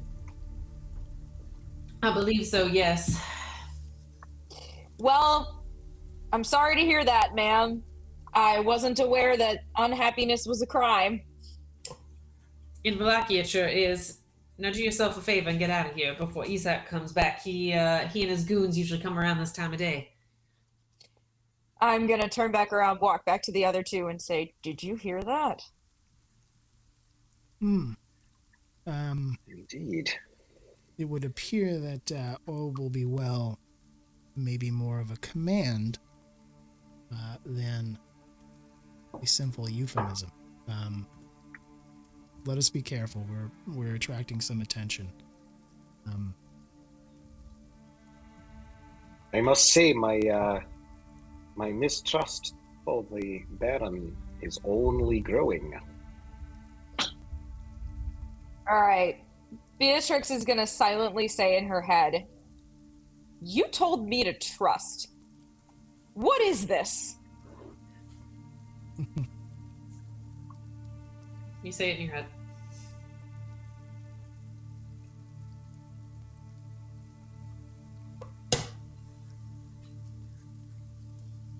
No response? No response. Yeah, sorry. You said it in your head. There it is. Wow. I'm gonna turn to the other two and I'm gonna say, the big guy doesn't want to give me any answers about this shit. I think the only answers we're going to find are right here on the ground. Let's get out of here. If we I gotta keep jumping back to the map. That's one thing I wish with alchemy is that what you zoom into would stay that way when you go back to it, but it doesn't. Yeah. This is kind of above table. Just having read a ton of different DM books. Are those other red buildings on the map? Are they important? Yes. So the like table, like those are the locations in the book. Yeah, I figured. I kind of want to. Yeah, it's the red one.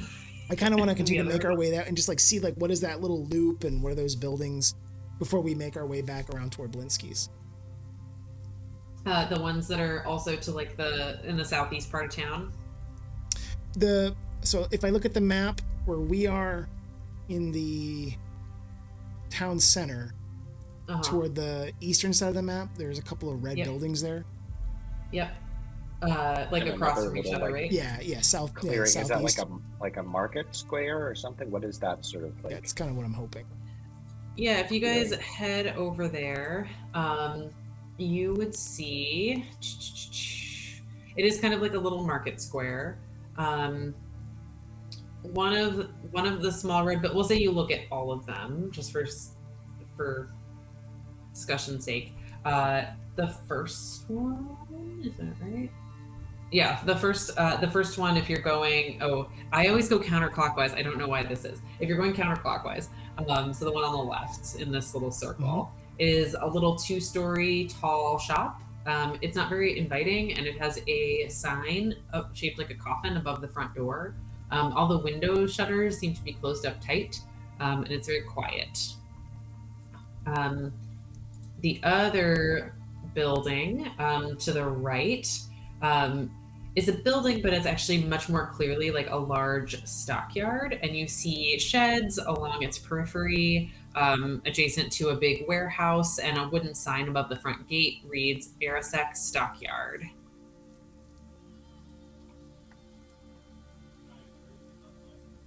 It's in the, sorry, Tom, you're muted, but I heard you. It's, if you guys were coming in that eastern gate on the old Svalvich Road, it's that first building that would be on like the left. Yep. That's red. Got it. And is this market square bustling? Is there activity, like stalls, people that are doing business or something? Yeah, I would say that there are people around, and yeah, some market stalls. They're smaller, but the original building you told us about that looks uninviting. Is there a sign on it? there's just a sign that's the shape of a coffin. But no writing on the sign. Just a shape. Just a shape.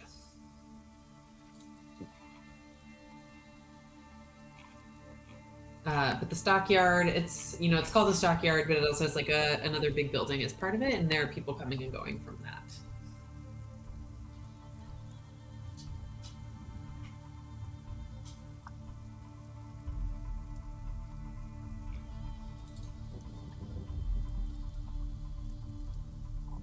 Well, this seems to be an unusual sort of town, at least beneath the surface. Well, last thing we did was my pick. One of your turns. I think I'd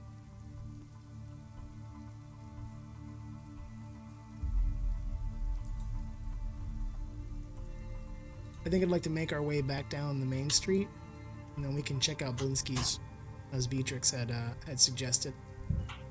See if we can learn. Sounds good to me. Learn anything more about the dolls and even though I don't know if that's going to do much for us in helping poor Mary find her Gertruda. At the very least, maybe we can learn more about these dolls and try and find out why one was left under Courage's pillow. And he's a friend of the Bards. So, someone else from Faerun worth paying attention to. And why don't we head back that way to have a conversation? All right. So you head towards Blinsky. I was going to go back to Elandra and Courage, but it seems as if Courage has gotten up. Oh, Courage is ready. I hear from outside. All right, Elandra and Courage, what are you guys doing? I know you're good. So you're getting to know, the Baroness, talking with the ladies, creating some goodwill. What else would you like to accomplish in the house, either with the Baroness or otherwise? Would you like us to roll persuasion to get along with them? Say no. Yeah, you don't have to. You're fine. Unless if you guys are RPing really badly, sure, I might make you do it, but you're doing great. I'm doing a great job stacking sticks. So good. And Elandra is like, I feel like, Jeanette, tell me if this is wrong. I feel like Elandra is the type of person that hangs out in the room and is agreeable with people enough so that they're like, oh my gosh, this girl like just gets it. And she like knows how to say the things that make them feel really good, even though she's not really saying much. Yes, that is exactly right. And I think Perfect. that I am an expert sewer, so I am madly sewing costumes way faster than everyone else. And I'm just stacking them. That's great. I think maybe sometimes the other women in the room sort of look at you with a like, you're messing it up, not in a bad way, just in a like, this is great that you're doing this, but also don't screw this up for us. But it's more of a, it's in a helpful way, like what can I take off of your plate and do myself, that type of thing. Brilliant. Best friends. Besties. We'll drop another load of sticks. Wow. Do you need any help, Courage? Can I help? How many more sticks are left? I was just gonna suggest, Baroness, you're quite the quite driven in this. Do you ever take a break? Well, of course we can't slow down for the morning, Lord. His service requires hard work every single day. That's true. I don't know if you noticed from my shield, I'm actually an acolyte of Shantea. I understand she and the Morning Lord are quite close. Well, I just didn't know. Close in the spiritual sense? In just about every sense, I believe. Actually, I don't mean to be greedy, Baroness, but I was wondering if I was to take a little break, if I could trouble you to take me on a little walk around the grounds, show me the yards. I mean, I am quite busy here, but ladies, could you manage without me for a few minutes? Or anyone can join who would like to. And the ladies seem very unwilling to part with their cake and tea, which is refilled as soon as it seems to run out. Like before you can get to the last slice of cake, Vasha has brought new cake and hot tea. I feel like I'm going to give Courage like a side eye. Like I'm going to stay here and talk to these ladies and see if I can figure something out. Yeah. Well, like you get it. You get that look, right? Like I got this. I'm staying here. We'll be a little surprised. Not that Elandra likes to go outside, but won't push it. Yeah, let's more doors. More doors.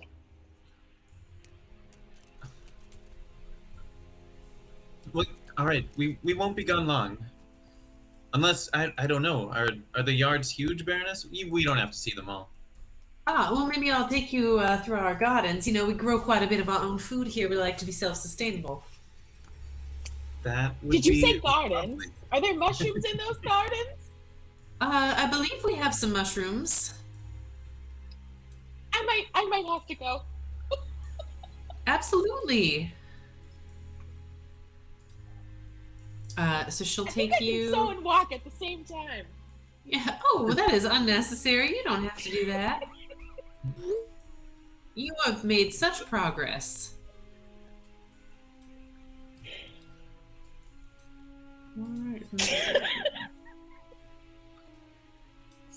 Oh, it's already like that. Okay.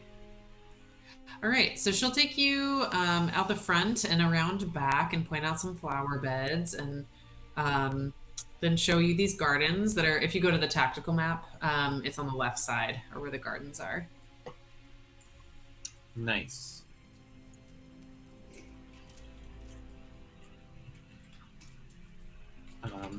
Will be perfectly pleasant as we start. How do the gardens look actually? Shantae would also be interested. Yeah. Or Courage. You know, for funsies, roll nature checks.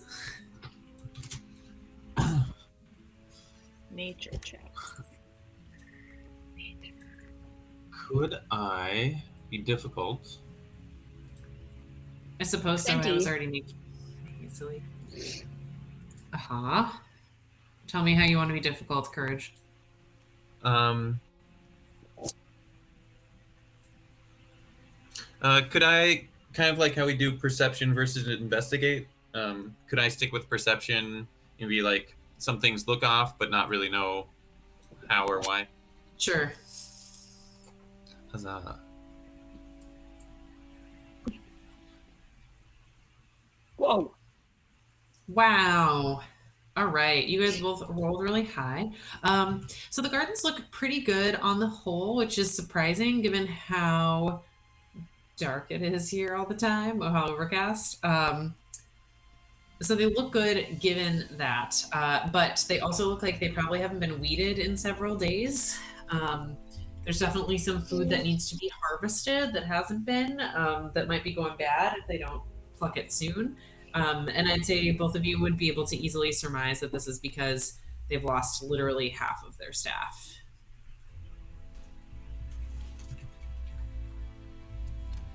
I'm gonna have a very sad look on my face, and like as we walk by things, just like pick weeds. All right, my dear, you don't have to do that. You know, we have people. Oh, it must be done. It must be done. Well, you know, I won't say no. I'm sure you probably were a little. Some of these crops seem ripe too. I'll just grab a few of them for you. Oh, thank you so much. That's just you both are so kind and generous coming to our little town and helping with the festival, and with my household duties, I'm almost embarrassed. No, don't. We understand people are missing, so yeah, this is a big deal. I can't even tell you how much I miss my Nadia. Do you know what happened? I don't. You know, I'm so upset about it. I don't know what happened. You know, I saw her that morning. She seemed fine and normal and in a good mood, as we always are. And I don't know, it was around the lunch service. I didn't see her again, and I didn't make much of it at first. She sometimes goes to the market and buys food that we can't grow here in our garden. But then she wasn't at dinner, and I asked the others, and they hadn't seen her or Vasily. Was she out on one of those errands when she disappeared? Or just, you're not sure what she was doing? Yeah, I'm not sure where she went. I assumed that's maybe where she had gone, but I don't know. It's so mysterious that she and Vasily would disappear together as well. Like they got along quite well, but they were just colleagues. I don't think they would travel together. I don't think they would leave together. I don't think that's really their style. They were quite happy here. We pay them well, and I think have a warm home. And I just don't know why they would go. It's quite close with Nadia. So there's nothing suspicious. You don't have any inkling of what happened? You know, I don't. Vasha's been helping me a little bit. She doesn't seem to know either. And Nadia, Was Nadia talking about anything? Did she seem distracted at all? Anything out of the unusual? Yeah, nothing out of the ordinary. That's why it's so upsetting. Does the Baroness seem generally kind of distraught about her disappearance? Yeah, with your passive insight, she does seem genuinely distraught. Well, the Baron actually asked us to take a look and see if we could help Isaac with his investigation. Any ideas of where we might start looking? Anyone we could talk to that might know more? Well, I haven't spoken with Stan yet. I don't often see him, but you could start there. That could be a good idea. Okay, and he's in the kitchens? He's the chef? Yes, yes, ma'am. Has he been making all these cakes? Yes, he's quite the baker and does a wonderful job with our meals. We'd be happy to have you stay for dinner if you're interested. Well, thank you. Above table time check. Yeah.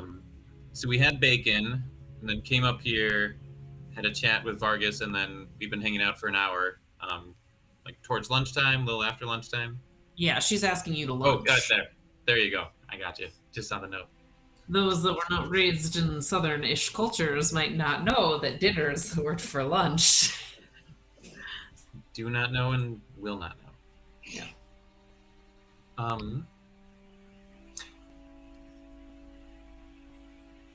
And Baroness, I hate to bring up another hard topic. We've also been trying to look into your brother, Lucian. Yes. It is a hard topic. I just don't know carrot what from ground. Sorry? Grabs carrot. Grabs carrot from ground. She's also helping you. Like, she's clearly trying not to get her outfit dirty, but like she's bending over and like collecting, peas or peppers or like things that are easy to grab. Courage has turned her shield over to use it as a tray basket. Oh, she brought over a basket once you guys started like collecting stuff in earnest. Oh. Excellent. Yes.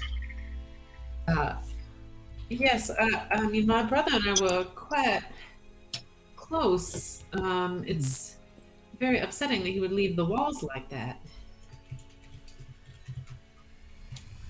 Has anything happened like this before?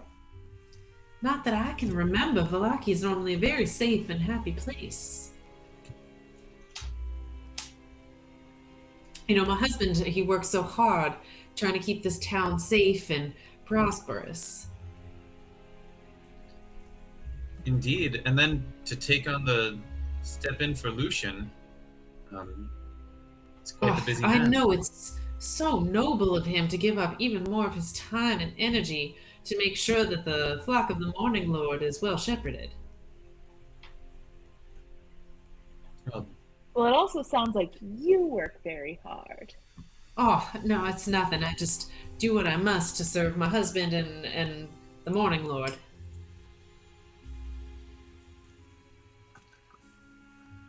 I mean, I don't want to sound insensitive. We're certainly visiting. My guess is, the Barovia country has been kind of working this hard and in this almost like a siege mentality with the Devil's Strahd. That I don't know. Just it seems you all are working constantly. That you might not even realize you're working so hard. I suppose so. It's just the way life is. We take as we receive. Well, did Lucian say anything about any errands or seem upset about anything before he left? Not in particular. And he didn't leave you another note? Or we saw the one, but... Yes. Left the note that he was leaving the walls. No, he didn't leave me any particular word. I just assumed he was, based on what my husband told me, running a routine errand. Mm-hmm. It's painful to talk about this. Maybe we can talk about something else? I'm very sorry. Does it seem like she's hiding anything Roll it in. about Lucian?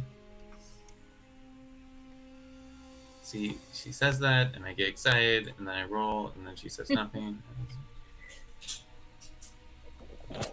19. Yeah, I mean, Elandra, do you want to roll one too? And I can decide what I say aloud versus what I whisper. Insight, right? Yep. Oh, okay, I'm gonna whisper to her. You are so focused on the mushrooms because she's got some pretty cool ones. Perfect. Would you like to describe some of the cool mushrooms that you're pulling up? I would ask, what am I pulling up? Like, what do they look like? Mushrooms? I don't. I don't have anything in I particular. mean, are there different kinds of mushrooms here? Sure. I feel like I actually think like Barovia is so damp and overcast that like probably is a great Probably atmosphere for full of mushrooms. Tons of mushrooms. Oh my gosh. I'm not going to make up names for mushrooms, but I am very excited and I'm going to ask her if I can just, have handfuls of them to take with me. Oh, yes. She says you can have as many as you want. She does the very generous things. We've got mushrooms in storage we want to give you. Oh my gosh. Amazing. Lovely. I use perchance generators all the time. It's so great.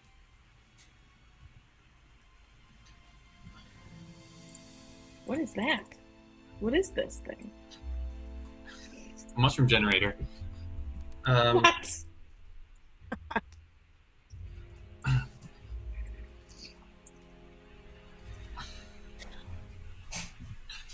I don't like that you can't click links that are put in there. Really drives me bananas. Yeah. Ugh. Make a change. Take it up with them. Every time I have an alchemy complaint, I'm like, Jaime, can you fix it? Oh, there we go. Oh, that was still Great felt skirt destroying angel mushroom. amazing. Bulbicious Vetelinius. Saffron ringless amanita. It's a purple edge bonnet. Oh, I got a yellow ring on Freckled it. dapperling. It's a velvet parachute. Freckled dapperling. Velvet shank. Freckled dapperling it is, you guys. Yes, I love it.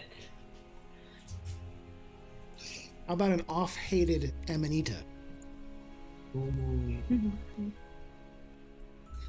Are there any nightshades, night mushrooms? You know what? Emily doesn't know this. Can you find nightshade mushrooms in daytime? I think I would recognize the soil. I'm gonna roll. Yep.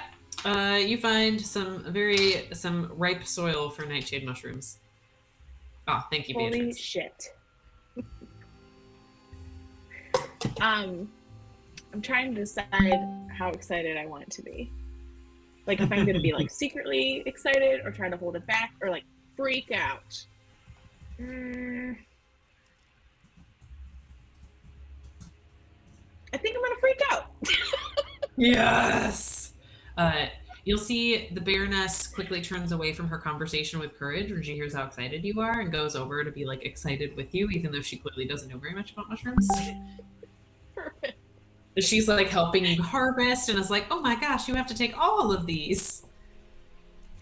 Well, I'm gonna have to come back at nightfall. Of course. Perhaps we can have a little moonlit walk one of these nights and we can collect some. That I would just love to see them. Fine. Perhaps not tonight, perhaps tomorrow night. That It's not the festival, right? No.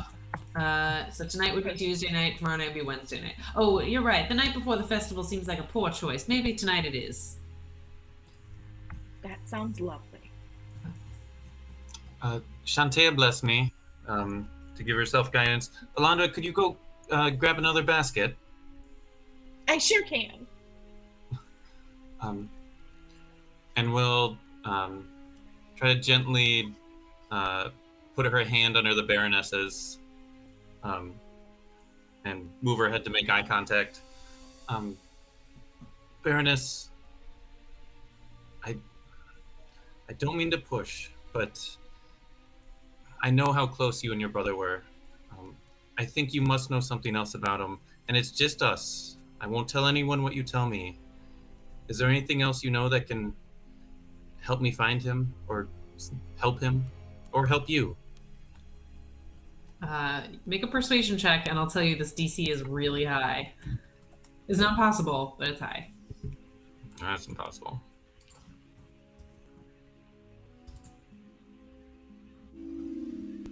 Oh no! Plus a D4. Sure, roll that D4. Why not? Yeah.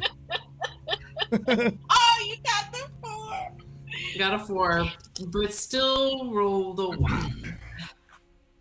She will give you an icy stare. Like, this woman has been nothing but like warm and welcoming this whole time, but suddenly you see that like exterior, or so that exterior falls away, and you get the sense of that interior, like inner evil librarian, sort of. Not evil librarian still sounds cool, you know what I mean, uptight librarian. It falls away. She gives you icy glare and is like, you best mind your own business about my brother. Now I am quite sad that he is gone, but there is nothing to ask or to tell. Do you understand, Miss Courage?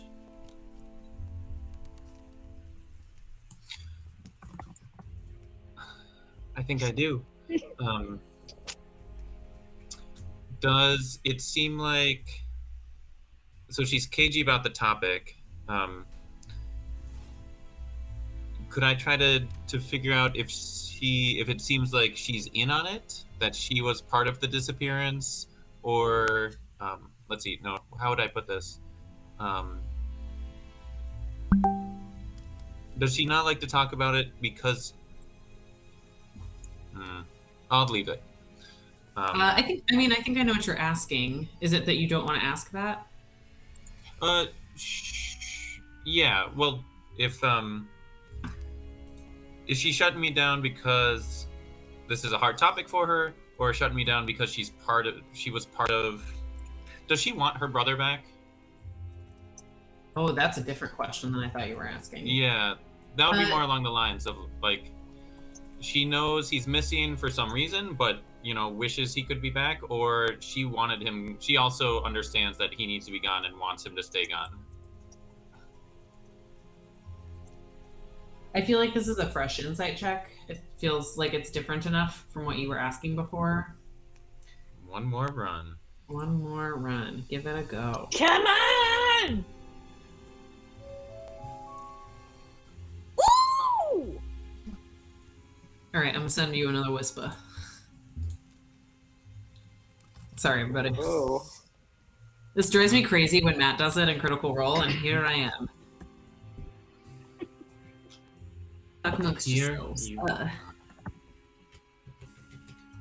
One of us We needs to don't have start an doing ad like to read. Though. yeah, that's what I was gonna say. One of us needs to start doing like Sam and Laura ad reads. This ad Yes, please. this whisper brought to you by WizKids Minis.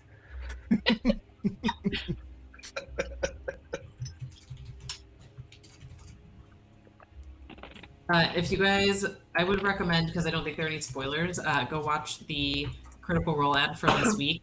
Cutest thing in the whole world. Like the Sam ad read.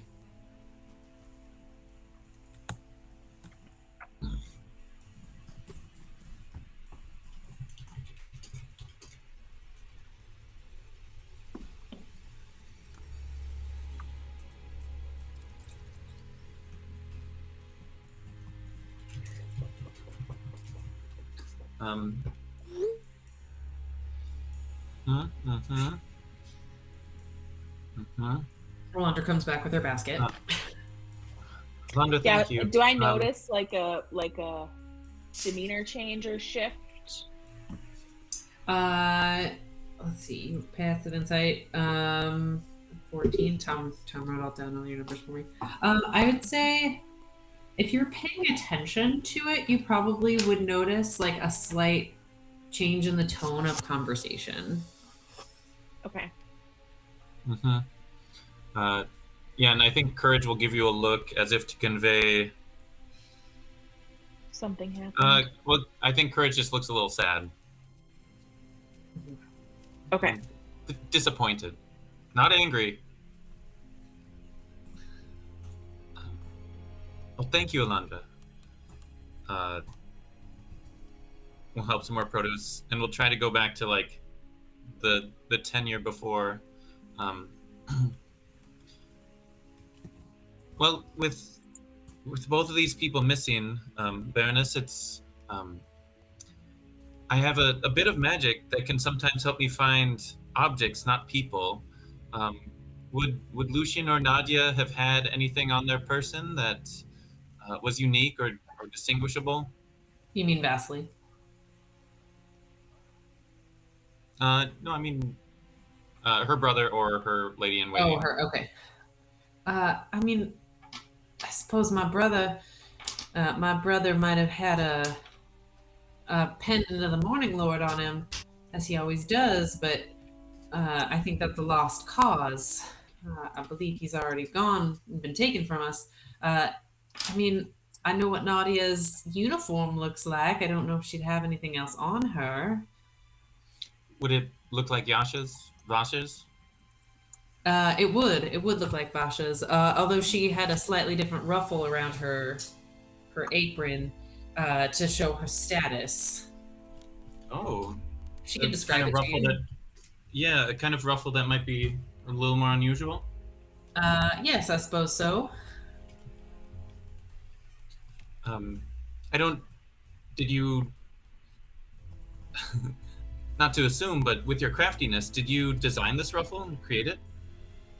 Oh, yes, I suppose I did. Would you happen to have a sketch of it? Yes, and you would know from your search earlier that there were other versions, like, oh, sorry, yeah, she's got a couple spares because one apron wouldn't, they get dirty. Yeah.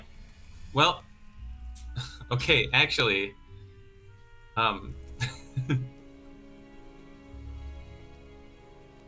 remembering that, was it? So it was like the ones in her closet.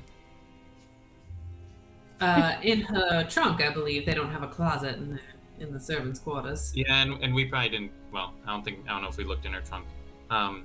Oh, I assumed you did with your various investigation and perception checks. Okay, this might sound absurd, and I hate asking for more trust than I'm warranted at this point. Could I have those other, her other spare ruffles for keeping? It might help me find her sooner. I suppose if it helps you find her, then that works for me. Will you bring them back when you're done? I'm afraid I won't be able to. But I might be able to bring back Nadia. All right, then. I suppose I can make some more.